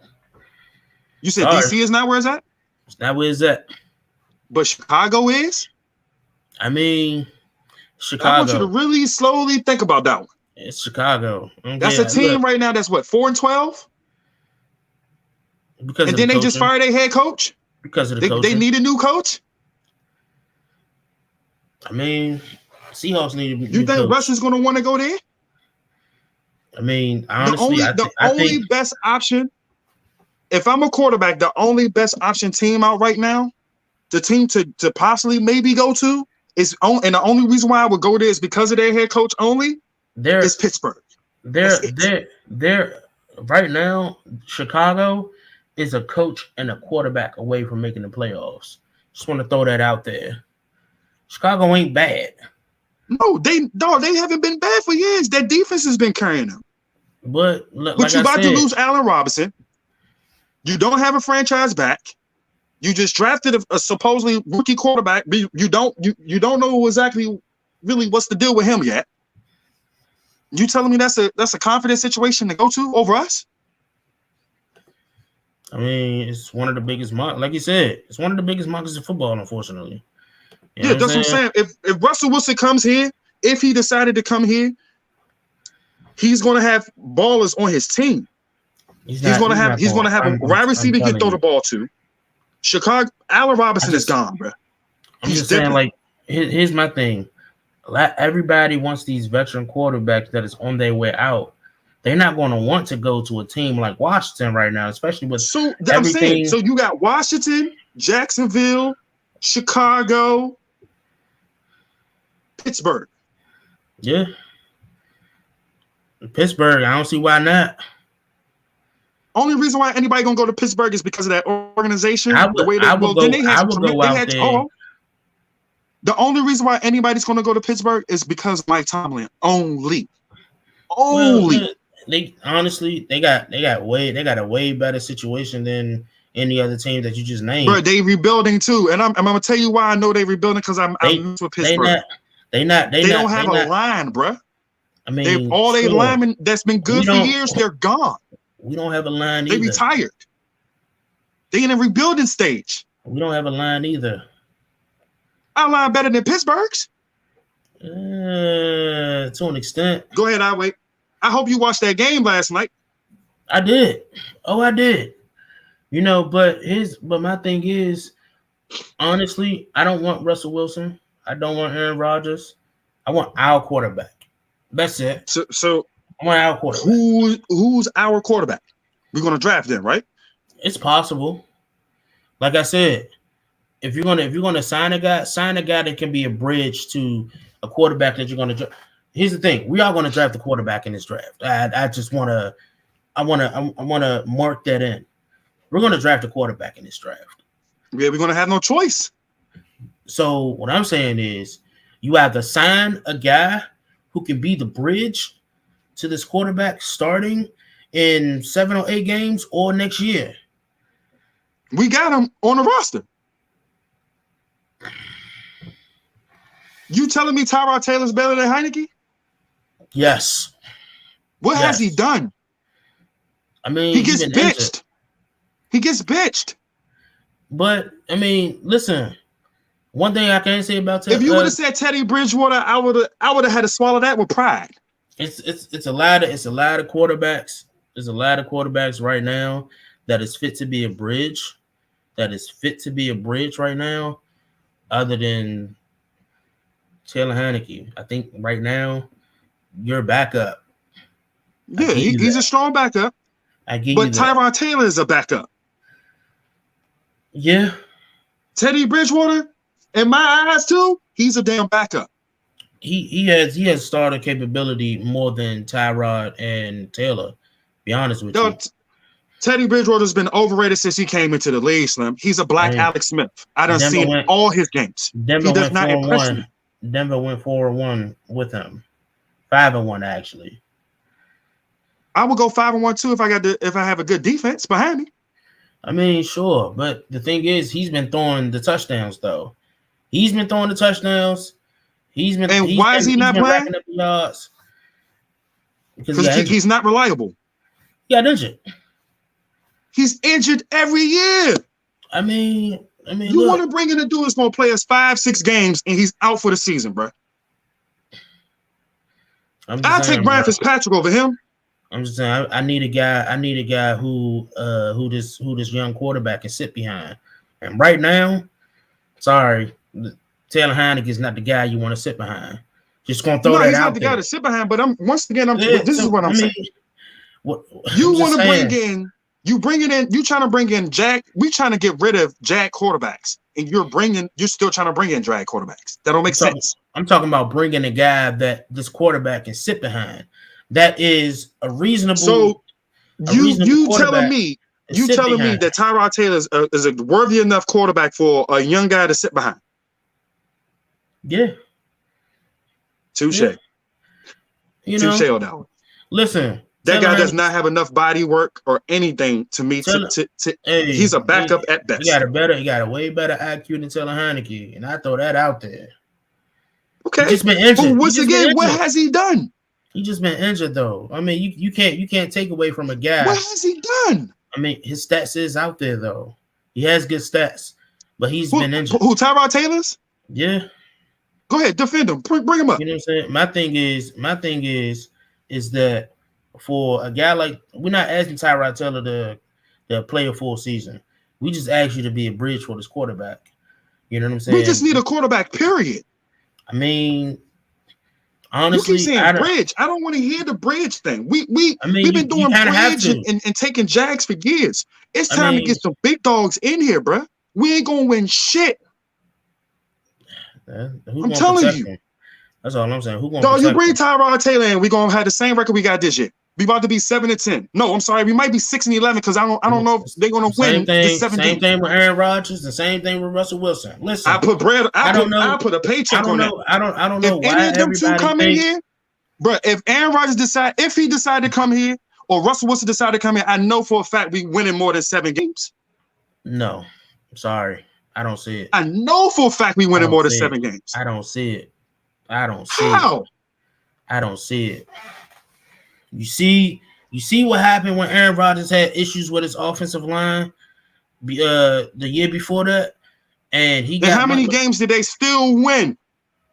I'm talking about because of him. When Mike McCarthy got fired that year. We seen what happened. Was hurt because of the offensive line. That's what I'm saying. No, he was hurt before that, bruh. Because we won that game. You forgot? I understand that, but that offensive line in Green Bay was also trash that year. Okay. And Aaron Rodgers was pissed, went on a tyrant, and got Mike McCarthy fired. Russell Wilson. He got Mike McCarthy fired because Mike McCarthy can't fucking coach. And the offensive line too, bro. He like, look, I need you to do something about this offensive line. And he hasn't addressed that offensive line. Russell Wilson has the same issues. He's the most sacked quarterback. He's a Super Bowl champion, Russ is a different situation. I understand Russ' situation. He's a Super Bowl champion. He get killed. Exactly. You're talking about elite quarterbacks, though. We're talking about bringing in some real talent. So why would they come here if there's no protection? Is what I'm saying. If you're gonna, if you got money to invest in your offensive line and Aaron Rodgers and Russell Wilson, please show me the money. Show me the money. That's all I'm saying. Show me the money. We only got 61 million. 40, maybe 45 million of that is going to go to our big name players that needs to be signed.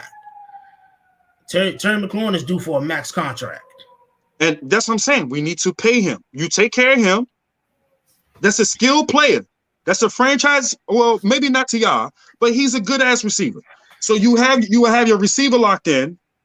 You got a wishy-washy runner back right now. He's on the borderline, could be a franchise, and he's not. So I think he deserves another year. So you got a receiver. Then your boy Curtis Samuel supposed to come back. So that's another weapon. Logan Thomas was hurt. We need another tight end. So once again, we've been this is the same O-line that produced a top 10 runner back. The same beat up Band-Aid O-line. Barely. Correct? Barely. Okay. Once again, if you have a quarterback, like an elite type of quarterback, wouldn't that make a difference? If the ball is coming out of his hand faster, instead of you got one guy holding the ball, waiting for other receivers to get open? There's no protection. There's got to be some protection if Heineke is holding the damn ball for more than 4 seconds.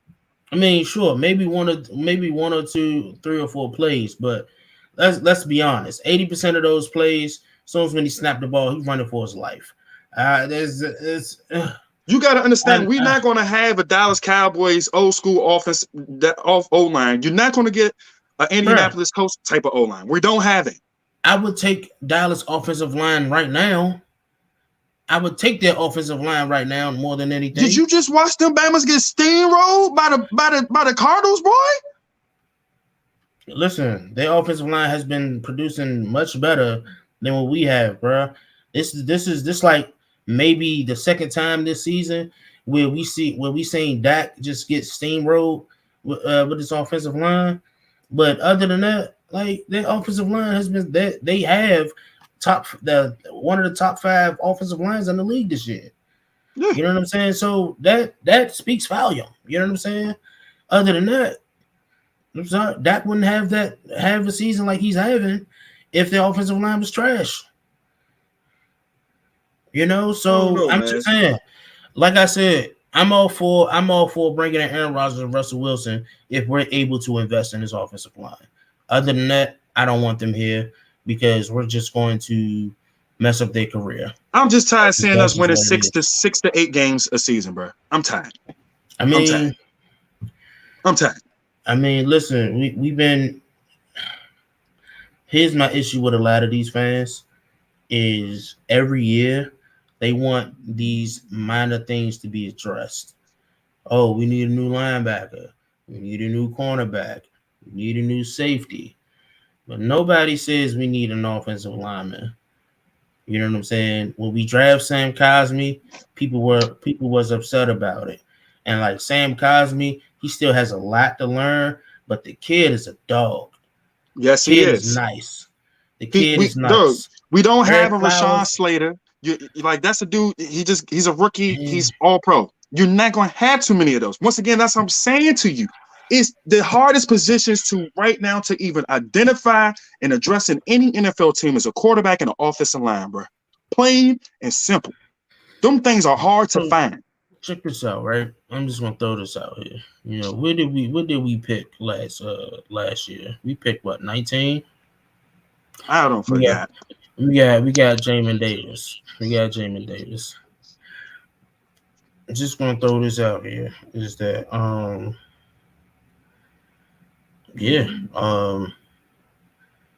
to be honest, I think we could have definitely. Honestly, I just don't think that we did enough in this draft, in this year's draft, and in the offseason to invest in our offensive line. I mean, to be honest, we got Jamin Davis where we could have picked up Christian Darrisaw. You know what I'm saying? Christian Darrisaw is doing fairly well in Minnesota right now. You know what I'm saying? It's just guys right now that we could have definitely taken that is doing very well right now. You know what I'm saying? And it's just we're not seeing that right now. You know what I'm saying? That's because we didn't really do enough to really bulk up our offensive line. You know what I'm saying? Like we could have definitely traded up to get Elijah Vera Tucker. We could have traded up to get Rashawn Slater. We had the chance. But that's not the direction the team was going for. But we are willing to give up the farm for Deshaun Watson. Because we need a quarterback. We could have gave up a first round this year and the first round next year and got Rashawn Slater. We wasn't going to give it. Didn't Rashawn Slater just get drafted this year? Yeah, but we drafted Jamin Davis. That's what I'm saying. We could have traded up. That's what I'm saying. At the same time, we needed a linebacker. We knew that. Y'all was hating and getting mad at John Bostic. Remember?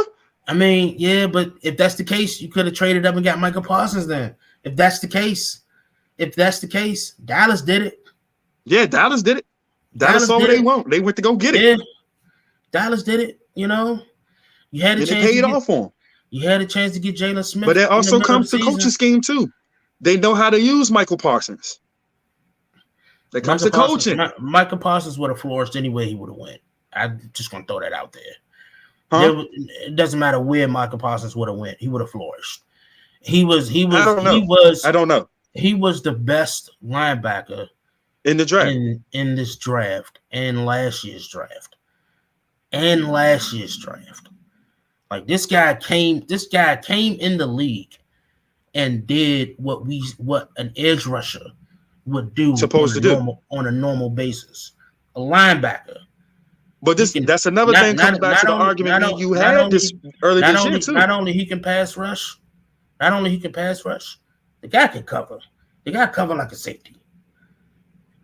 You know what I'm saying? So, like I said, he has. Let me put it this way: Michael Parsons is having a very good season. Oh, Derek Carr going to Pittsburgh. That was woo. Yep. See, he gets it. And Pittsburgh has a shitty O-line. He gets it. I mean, it's about quick release, bruh. The dudes that knows where to put the ball, how to get the ball, know what they doing. I'm tired of these Jag dudes. Pittsburgh has a crappy O-line, bruh. That O-line is not the same. How you think I feel about this O-line? You tired about Jag dudes. It's a lot of But I'm Jag saying, dudes. when I'm talking about us getting we need a legitimate guy in this building now behind center. And you talking about, oh, it's not going to make a difference. Yes, it does. It does. I just don't believe it will. I'm sorry. But dog, them quarterbacks like Tom Brady and all them, when it depends on who their situation is. Like I said, we saw what happened to Pat Mahomes in the Super Bowl. His whole O-line they were hurt. Everything he got harassed in the Super Bowl. Then they went the whole offseason and upgraded him. My point I'm trying to get is, you got these dudes like Tom, A-Rod, Derek Carr.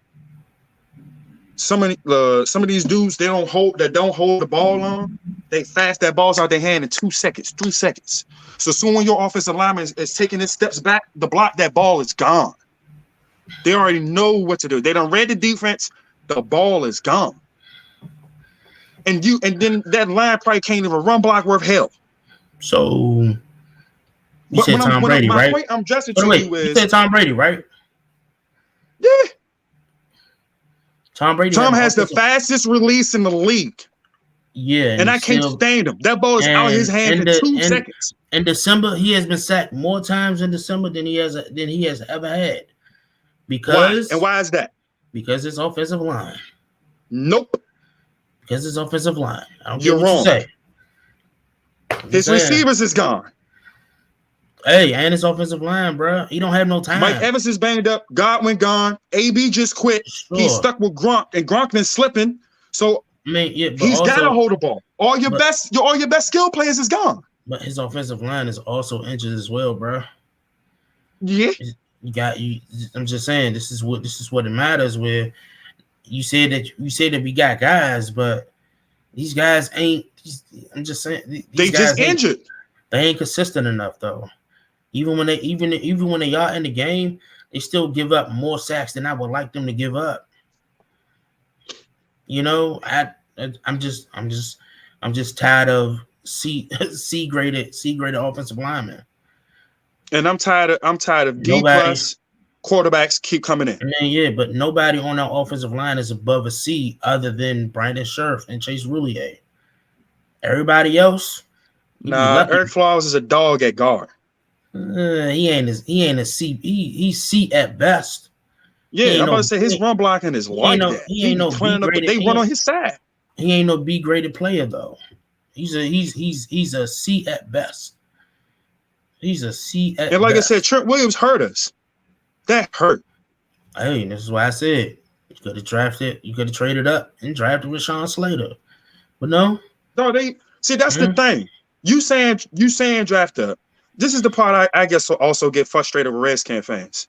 Y'all want to win. Y'all claim y'all want to win, but y'all want to take the risk of winning. People be like, oh, we shouldn't give up these many draft picks. Oh, we shouldn't do this. Because y'all scared of what the hell happened 20-something years ago or even 10, 15 years ago with the RG3 situation. I don't give a damn about that no more. I want to win. I'm tired of us getting laughed at. I'm tired of I have to deal with Dallas Cowboy fans. Oh, yeah, we blowing y'all out. This is an easy W. I'm tired of that, bro. I'm tired. That's why I'm like frustrated. They talking about taking the team and moving them to Virginia. Go ahead, do it. I'm not fucking supporting that shit no more. I'm not. So let's say we do, trade the farm, or let's say we do get Russell Wilson or Aaron Rodgers, and what I'm speaking on happens. Aaron Rodgers gets sacked 12 times in the first 3 games. And Aaron Rodgers get injured. Then what? Everybody was. Then what? Oh, we need another quarterback, right? I'm tired of that. I'm sorry. I'm tired of that. So you want to have you want us to get a good line?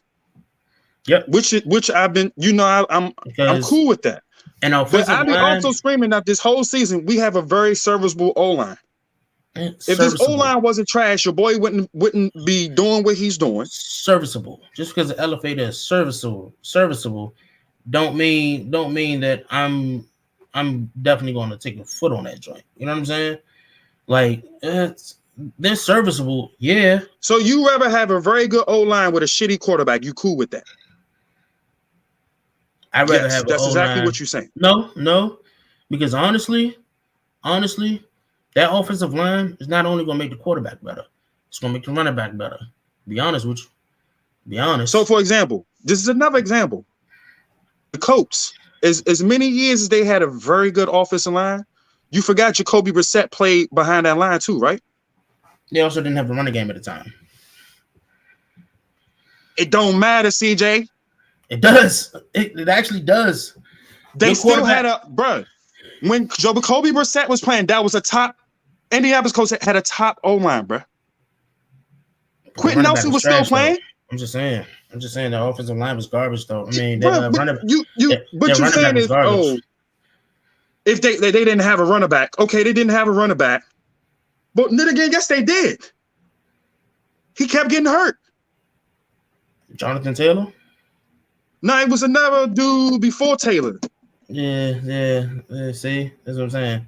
No, it'll come to me. The last 2 seasons, Jonathan Taylor has been almost the top running back in the league. He's the top running back in the league right now.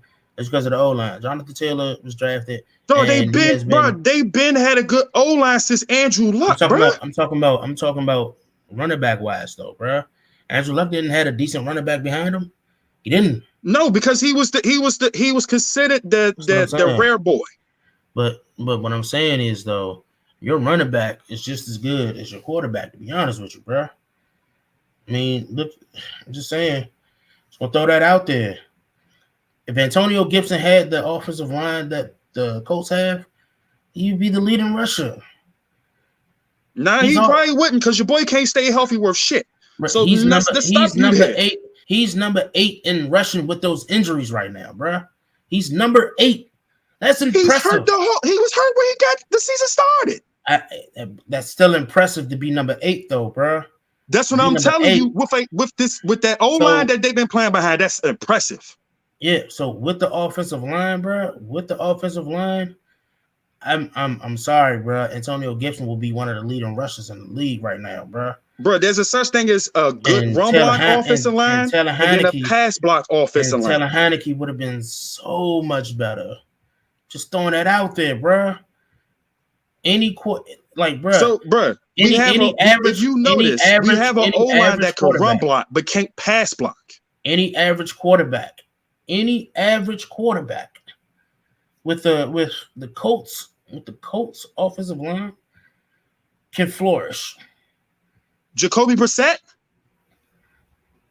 didn't have a running game, bro. I just explained this to me. But they had a top, bro. Go Google it right now because you frustrate me on this one. You're going back and contradicting yourself. No, I'm not. When Jacoby Brissett was playing, they still had a top tier line. But they didn't have a running back though. They had a top tier line. Running games don't matter now, right? No, but every O line that you have is they're not going to be good at both. Let's keep it a stack. Yeah, they are. Yeah. No, bruh. Yeah, they are. When you played the Steelers, when they had Marquise Pouncey in them, they was a running, blocking team. And that's how Le'Veon Bell flourished so well. You go to the Colts, they are a very well passing, blocking team. Why you think Andrew Luck was passing those many yards? But Andrew Luck didn't really have that elite line until to the end of his career, though. That's what I'm saying. Andrew Luck got beat up because he ain't had no receivers outside of T.Y. Hilton. He didn't have he used to hold the ball on. He didn't have an offensive line. What I'm saying, they just gave him that offensive line in like the last 2 years of his career. But the reason why he left, because there was no protection. That's why he left. He had 2 concussions. That's why he left. Because there was but no he was protection. Also holding the ball. He ain't had no receivers either. He didn't have no protection either, though, bruh. That's one of the main reasons why he left. They didn't invest in the offense. They didn't invest in his protection. They didn't invest in it. I can't say that when they got Pro Bowls on that O line. I have to slightly disagree. One Pro Bowler doesn't make the whole offensive line, though. We see that with Scherf. Nah, I don't think he was one. We see that with Scherf. They didn't give Andrew Luck his offensive line until his last 2 years in his career. He was already broken up then. He was tired of it. he was tired of. He didn't even want to come back, bro. Any coach could have called him. Was like, yo, we got this elite offensive line. He like, I'm good. But you need an offensive line and you need a running game. And be honest, we got the running game. Be honest, bro. We got the running game. We don't have the offensive line. You give us the Colts offensive line, give us the Browns offensive line, you give us the Dallas offensive line. Our season would have been You so talking much about better. the Browns offensive line? That's the same offensive line that got Baker Mayfield just got sacked 9 times last night. That's the same line you want. I mean, that's last night though. Also, they're going through COVID still too. He's been Just wanna killed throw the that out there. whole season. But they also What going have you through been that. watching? Three of their offensive linemen was out because of COVID though. They didn't have their full offensive line. So They are very good run blocking O line. They got an elite running back behind that O line. They didn't have their full offensive line. So I'm just saying, you talking about COVID even before COVID, bro? He was sacked so many times. Bro, that offensive line was top of the crop until COVID. And he still was getting killed. I'm trying to tell you that. They were still top 5. They was top 5 offensive line in the league before COVID though. And your quarterback still getting killed. Blame that on the quarterback at that point though. But what I'm saying is though, you still need the protection though, bro. That doesn't take away from you. Everything starts in the trenches. I understand it, but you keep saying we bring. But you want to have a vicious O line with a sorry quarterback. I want my protection. All right. Sorry. I don't want no quarterback here until we can address this offensive line. That's just how I feel about it. I'm tired of seeing quality quarterbacks come here and they're getting killed. What quality quarterbacks have we have? Jason Campbell, for one. Oh, we just want to forget about that. Jason Campbell. Jason Flores is also coaching too. Jason Flores when he went to Oakland. Just saying. Jason Campbell. You know, we had Kirk Cousins. And what happened? We let him walk out the building, and he even want to be here no more. Yeah. I'm like, people's like, oh, he asked too much money. Who else was decent coming out there? After Kirk Cousins, you got me lost. I mean, it wasn't really no guys after that, but there was still a lot of guys who also got injured because of a shitty offensive line. Alex Smith being one of them. From watching the game, I feel like the quarterback can also make the O-line. We literally just watched Alex Smith just lose his life because of a shitty offensive line. Just throwing that out there. I'm just saying. This is why I've been saying we need an offensive line. Because of Alex Smith. That's all. So who are the offensive line? This team has been picking up offensive line for the past 2-3 years. Ain't been good ones. The only ones I can vouch for is Scherf, Chase Roulier, and Trent Williams. But other than that, you've been signing Band-Aids. Eric Flowers, he good when he want to be, but he ain't consistent either. No. Yeah, I'm sorry. So who are you going to replace him with? There's a lot of guys. And then if you bring in a big time guard or big time O lineman and they get hurt, then what? Because that's all offensive linemen get hurt. That's the hardest job in the league. I mean, sure, and I would accept that. I would accept our star left tackle, our star guard being injured. I will accept that. But until you address... All we need is a left tackle and a guard, man. Until you address this wall that we call an offensive line, sure. You know, all we need is a left tackle and a guard. All I'm saying is, look, go ahead and go get your quarterback. Go ahead and get Aaron Rodgers. Go ahead and get Russell Wilson. But when they are still the most sacked quarterback in the league, people going to be throwing their hands up. It's like, why? And I'm just going to sit there with a smile on my face, and I'm going to say, you didn't address what I said to address. All right, and if they do dress the O-line, then you bring in Tyrod Taylor, and we still win 7 games. I'm going to do this like this and look at you the whole time. I wouldn't say nothing. That's exactly why I said you either draft a quarterback That's why I say you either draft a quarterback or find a quarterback that can do the job. It don't have to be Tyrod Taylor. It don't have to be. It just have to be a quarterback who can produce behind an elite offensive If you bring line. in Mitch Trubisky, then what? Hey, you bring in Mitch, and you bring in Marcus Mariota, then what? So you telling me Mitch doesn't have a chance to do anything behind an elite offensive line? The only reason why Mitch isn't in Chicago is because of the offensive line. Just throwing that out there. Hold on, was it Tyler Cohen? Correct me if I'm wrong. Wasn't he a Pro Bowl running back a couple years ago? Yeah. Behind that line? Yeah, because of screens though. Huh? Screen plays. No, he was running the ball, bro. Tariq Cohen. Yeah. I think he had all-purpose yards. Okay. Yeah. Cool. All-purpose yards. Cool. You know what I'm saying? But no, I give you that. But like I said, but that's the same shitty O-line that went to the playoffs with Mitch Trubisky. Hey, it's the defense. I give it the defense on that one. And then what is Mitch Trubisky's record as a starter? He has a good. He has a winning record. I tell you that. He has a winning record. His win-loss record is good. Yeah. But this is how desperate we are. We're talking about having Mitch Trubisky as possibly being our quarterback. Marcus Mariota as potentially being our quarterback. Well, here's the thing. I would take Mitch Trubisky over any of them. And the only thing I say between Trubisky and Mariota, they've been there. Absolutely. Now, Tennessee Titans, that's a good O-line. Absolutely. Minnesota Vikings, that's a good O-line. The Browns, that's a good O-line. The O-line. Browns, that's a good run blocking O-line. No, and pass blocking too. If that's then it was the quarterback then, right? Hey, I'm not a big fan of Baker Mayfield. Help me understand. I'm not a big fan of Baker Mayfield, so sure. I think he's overrated. You know? Is he overrated? Yes. But that's the same dude that took the Browns to what? The AFC? Didn't they go to they went to the AFC playoffs? Did he go to the AFC playoffs, or did that defense go to the AFC playoffs?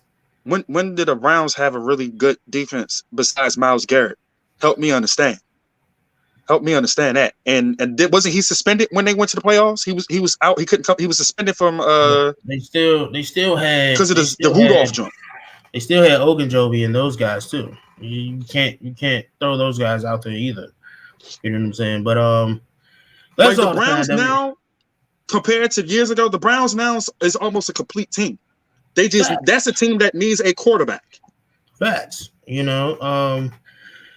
But you know. We'll see what happens. We'll definitely see what happens. You know, like I said, you know, I think we need. I just want us to win more than 7 games, bro. I would like for us for once to win a double digits in the season. Bro. And I would like for us to bring in a quarterback that can be protected.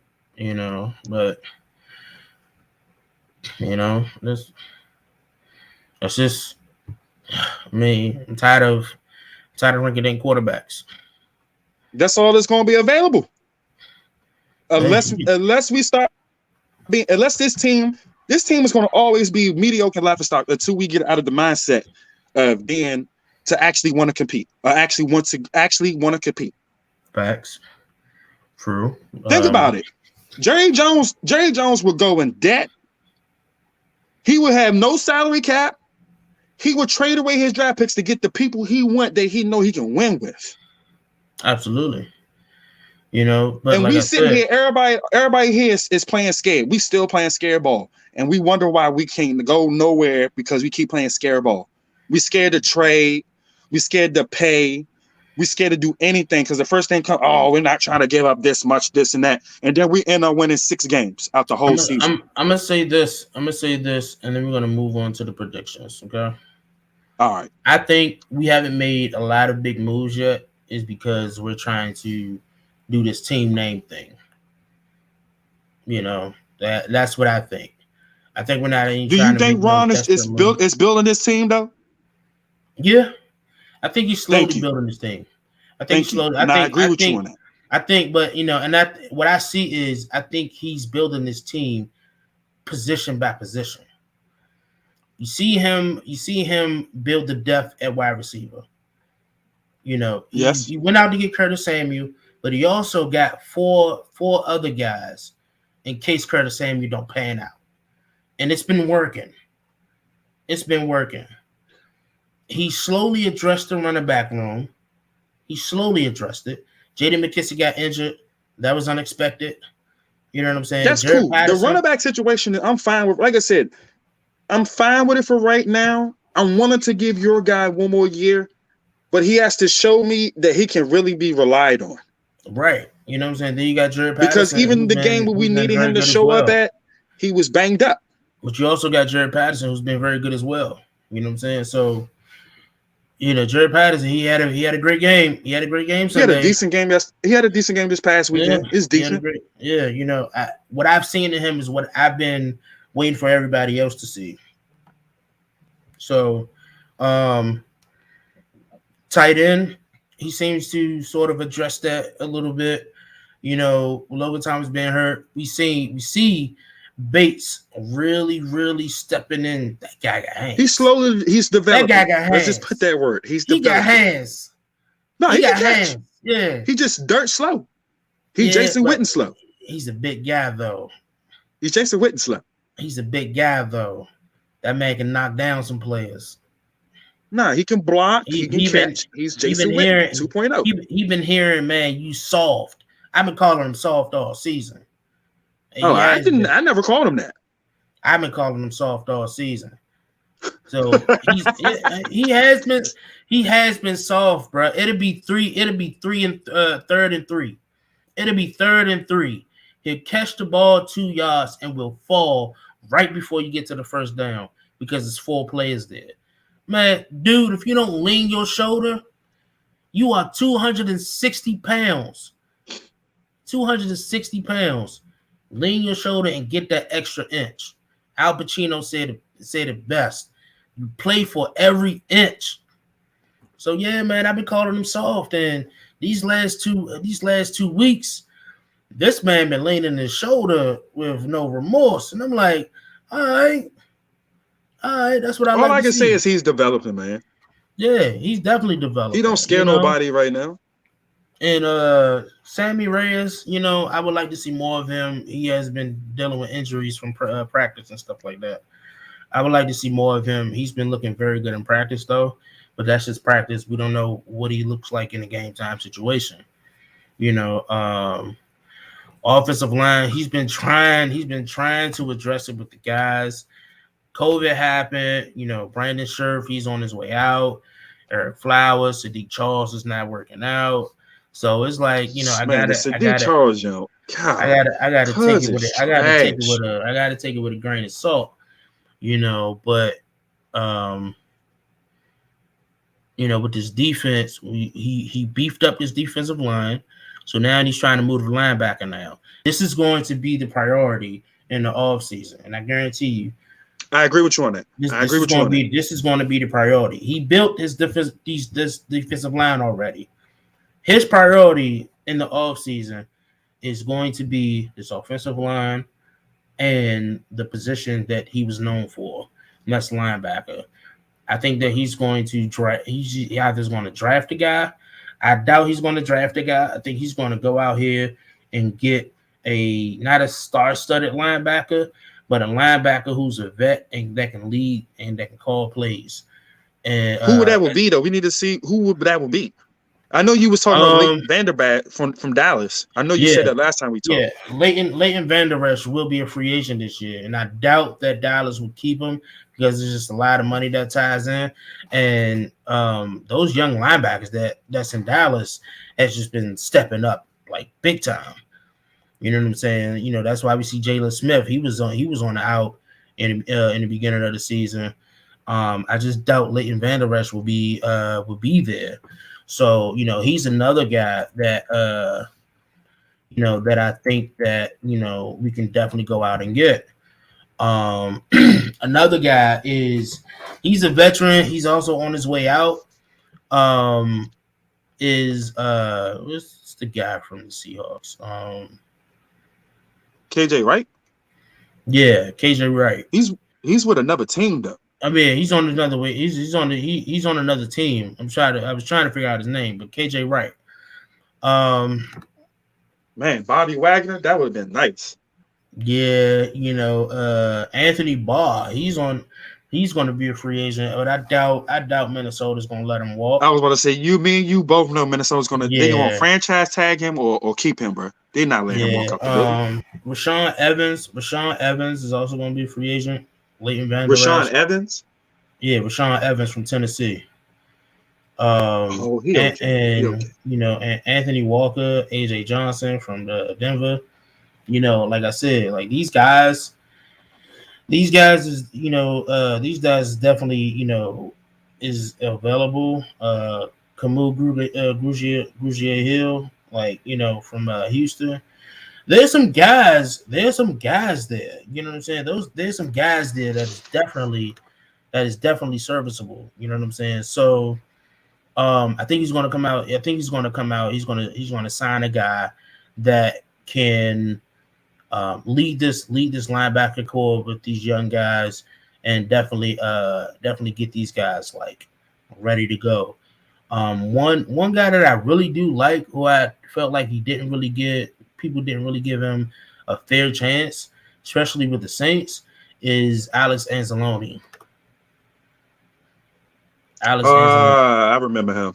Yeah, I like him a lot. He gives me a lot of he reminds me a lot of Leighton Vander Esch as far as aggressiveness, So I just want people to give Jamin Davis, just some patience and give this kid some time.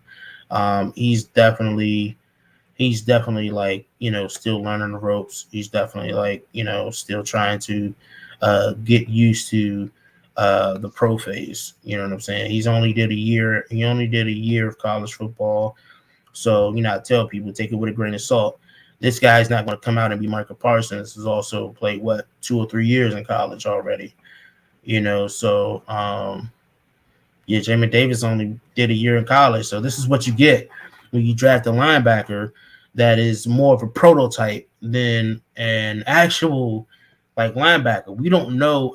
Ron Rivera don't know what Jamin Davis is, what kind of linebacker is Jamin Davis, because he only did a year in college.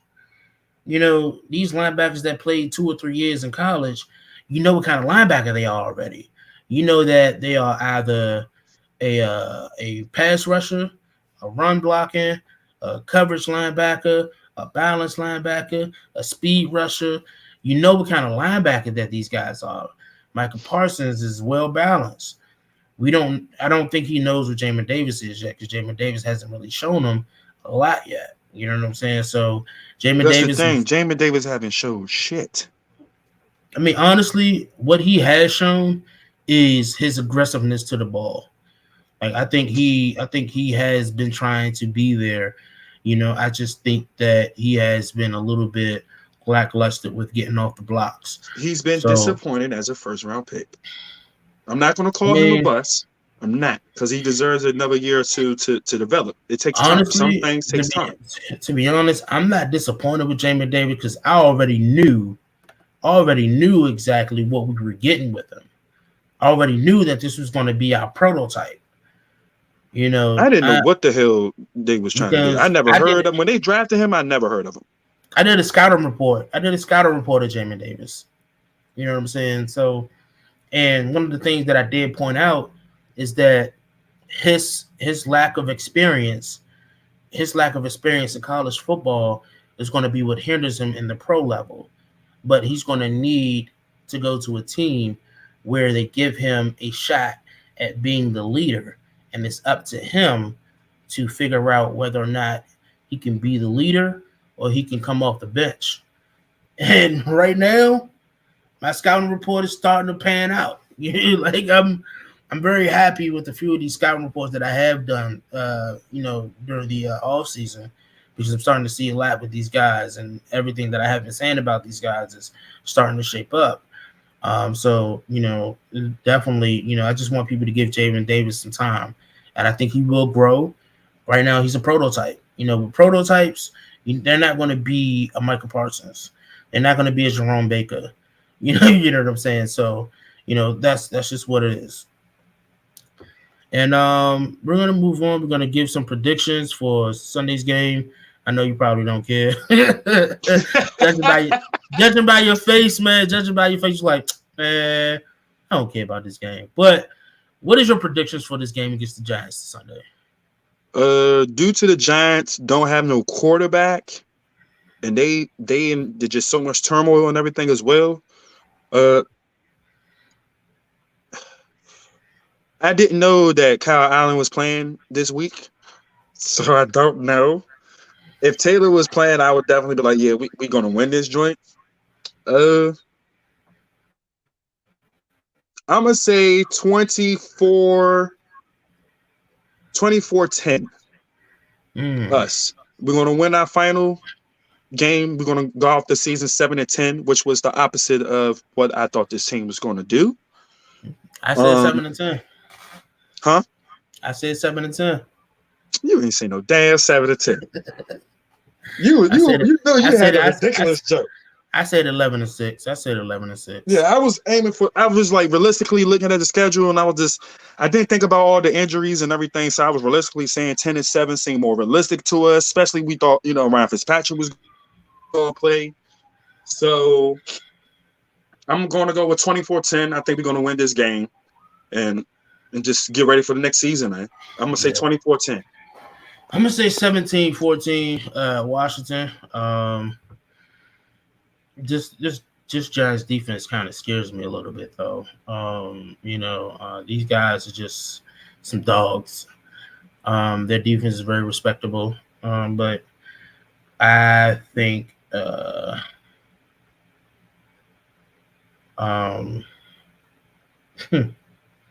I think the Washington's going to pull out. I think let's just win this and let's just start the season over. I kind of want to throw this out here. I want to throw this out. You know what I'm saying? We're only going to touch on it for a little bit, and then we're gonna close out. Jalen Hurts just sent a letter to the Washington football team organization about what are you going to do to prevent the collapse in future events. So I'm like, okay, I'm going to say this. The stadium needs to be upgraded. We already know this. We know this. Ain't no shy around it. But Sunday after the game, when Jalen Hurts was walking towards the tunnel, the Eagles fans that were there at the tunnel, the railing collapsed and they fell over. That was embarrassing. Listen. You know it was embarrassing, bro. Come on, honestly, bro. It wasn't. It was a reach. The reason why it wasn't because it was Eagles fans that fell. No, it was a reach. Here's why it was a reach, right? Granted, yes, the stadium needs to be upgraded, but this was 7 or 8 grown men leaning on a steel-framed guard railing. A steel-framed guard railing with all their dead weight. Probably drunk, you know what I'm saying? Happy for the win. What did you expect was going to happen? So, bro, honestly, that happens at a lot of football games. That's the first time I ever seen that happen out of my whole life. What I'm saying is, bro, it was a steel frame.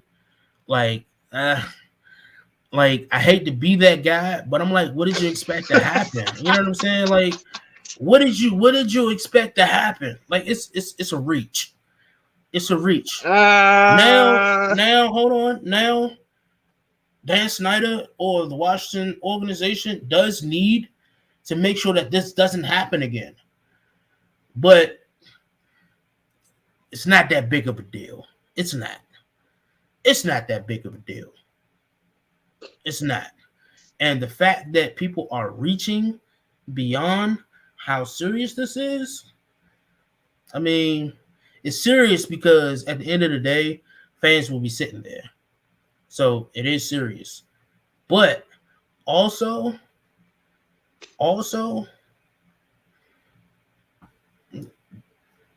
I'm talking about, bruh, there's like 7 or 8 people like leaning on this. Like, it wasn't just like it, they just like leaned on it and it snapped. It's like you can definitely feel where, it was starting to like break. Like you could feel where it started to come loose. So I'm like, I mean, like, come on. Like, I know don't you like it is what it is. That's pretty much how you carrying it. Not it is what the it reason is. why I say it's embarrassing is because that's the second or third thing that about that stadium that needs it should have been fixed. And like I said, you can go to a lot of stadiums around the league. You got fans who do that all the time. They be trying to get the players to sign a jersey or a hat. They reaching out for high fives. It'd be tons of people hanging off the rail. But for suddenly, since our building is piss poor under conditions, it failed. Same thing when the fans were sitting in the stadiums and then the water pipes bust or broke down and everything. It's embarrassing, bro. It's overall embarrassing. We sucked. We just lost. We lost to Taylor throwing an interception at the end, cuz dove for it and got the interception. So we lost, and fans took over our stadium all the time, and they always leaning for to shake his hand. They failed. That needs to be fixed. That can cause an issue. It can. I know, like you said, I agree with everything you said, or to a certain extent, but at the same time, it's embarrassing, bro. It's embarrassing. Everything we be talking about is complete embarrassment. These people come over, they come to our stadium, take over our stadium because they know the fans don't want to be there. Right. So it's more. It just adds more of an embarrassment to us. Yeah, the We're thing a laughing is, stock, and I've been saying that. I'm tired of being a laughing stock. One of the fans that fell said that they was in front of the railing, and they felt the pressure. They felt the pressure as soon as they went down. As soon as they went down there, they felt that it was loose. The moment more people the moment they just like tried to like back away, more of them started piling in, and then it collapsed. They tried to tell people to, you know what I'm saying? They said when the moment they failed, the personnel immediately offered on-site, medical evaluation and stuff like that, and they went about their own accord. But she was like, none of the other fans, seemed like they cared. None of the Eagles players decided to stop or anything like that. And but it's just like seeing the fans, saying, oh, this is why this organization is terrible. I'm like, the organization isn't terrible because of what just happened. That's not why it's terrible. the organization is terrible because of Dan Snyder. You know what I'm saying? But the organization is terrible because of this incident. You know what I'm saying? Granted, this incident is embarrassing. Oh no, it's not terrible because of the incident. It's just embarrassing. It's just the word is embarrassing. But this is what happens. This is what happens when you crowd steel frame railing. I'm sorry. Like, this happens at basketball games, everything. I don't see us have it all the time. Fans will, especially if it's certain players, they would storm that side, try to get autographs, hand fives, shakes, everything. Like, for real, I didn't see that happen thousands of times. I never seen nobody fall on the side like that. That tells you that pole was already raggedy as hell, and it was on his last leg. And then, like you said, everybody stormed it, and it fell, and it cracked. Yeah. Just like our field is trash. People get hurt on our field all the time. Mm-hmm. I see why. I guess. I think it was a reach. I think it was a reach for me. I think. Like I said, it is what it is with that situation. I forgot about it for 10 seconds till you brought it back up. Yeah. I didn't know Jalen Hurts he actually wrote a letter to the organization. He wrote a whole letter saying that he wants something to be done so that this won't happen again. I'm like, dude, whatever. Whatever. You teach him how to learn how to throw, because all he good at is escaping out of the pocket and running when it's 3rd and 15, and he'll run and pick the 15 yards up. Exactly. But that's all the time that we have for you guys today. I want to thank you guys for tuning in on a early week schedule for us today. Make sure that you know that you can join us every Thursday at 7 p.m. Eastern Standard Time for all your Washington football team updates, news, and prediction. Make sure you follow us on YouTube, Twitter, and Facebook at the HOGside. You guys enjoy the rest of your evening. I am CJ the Hog. This is DMV the Champ, and we wish you guys a good evening.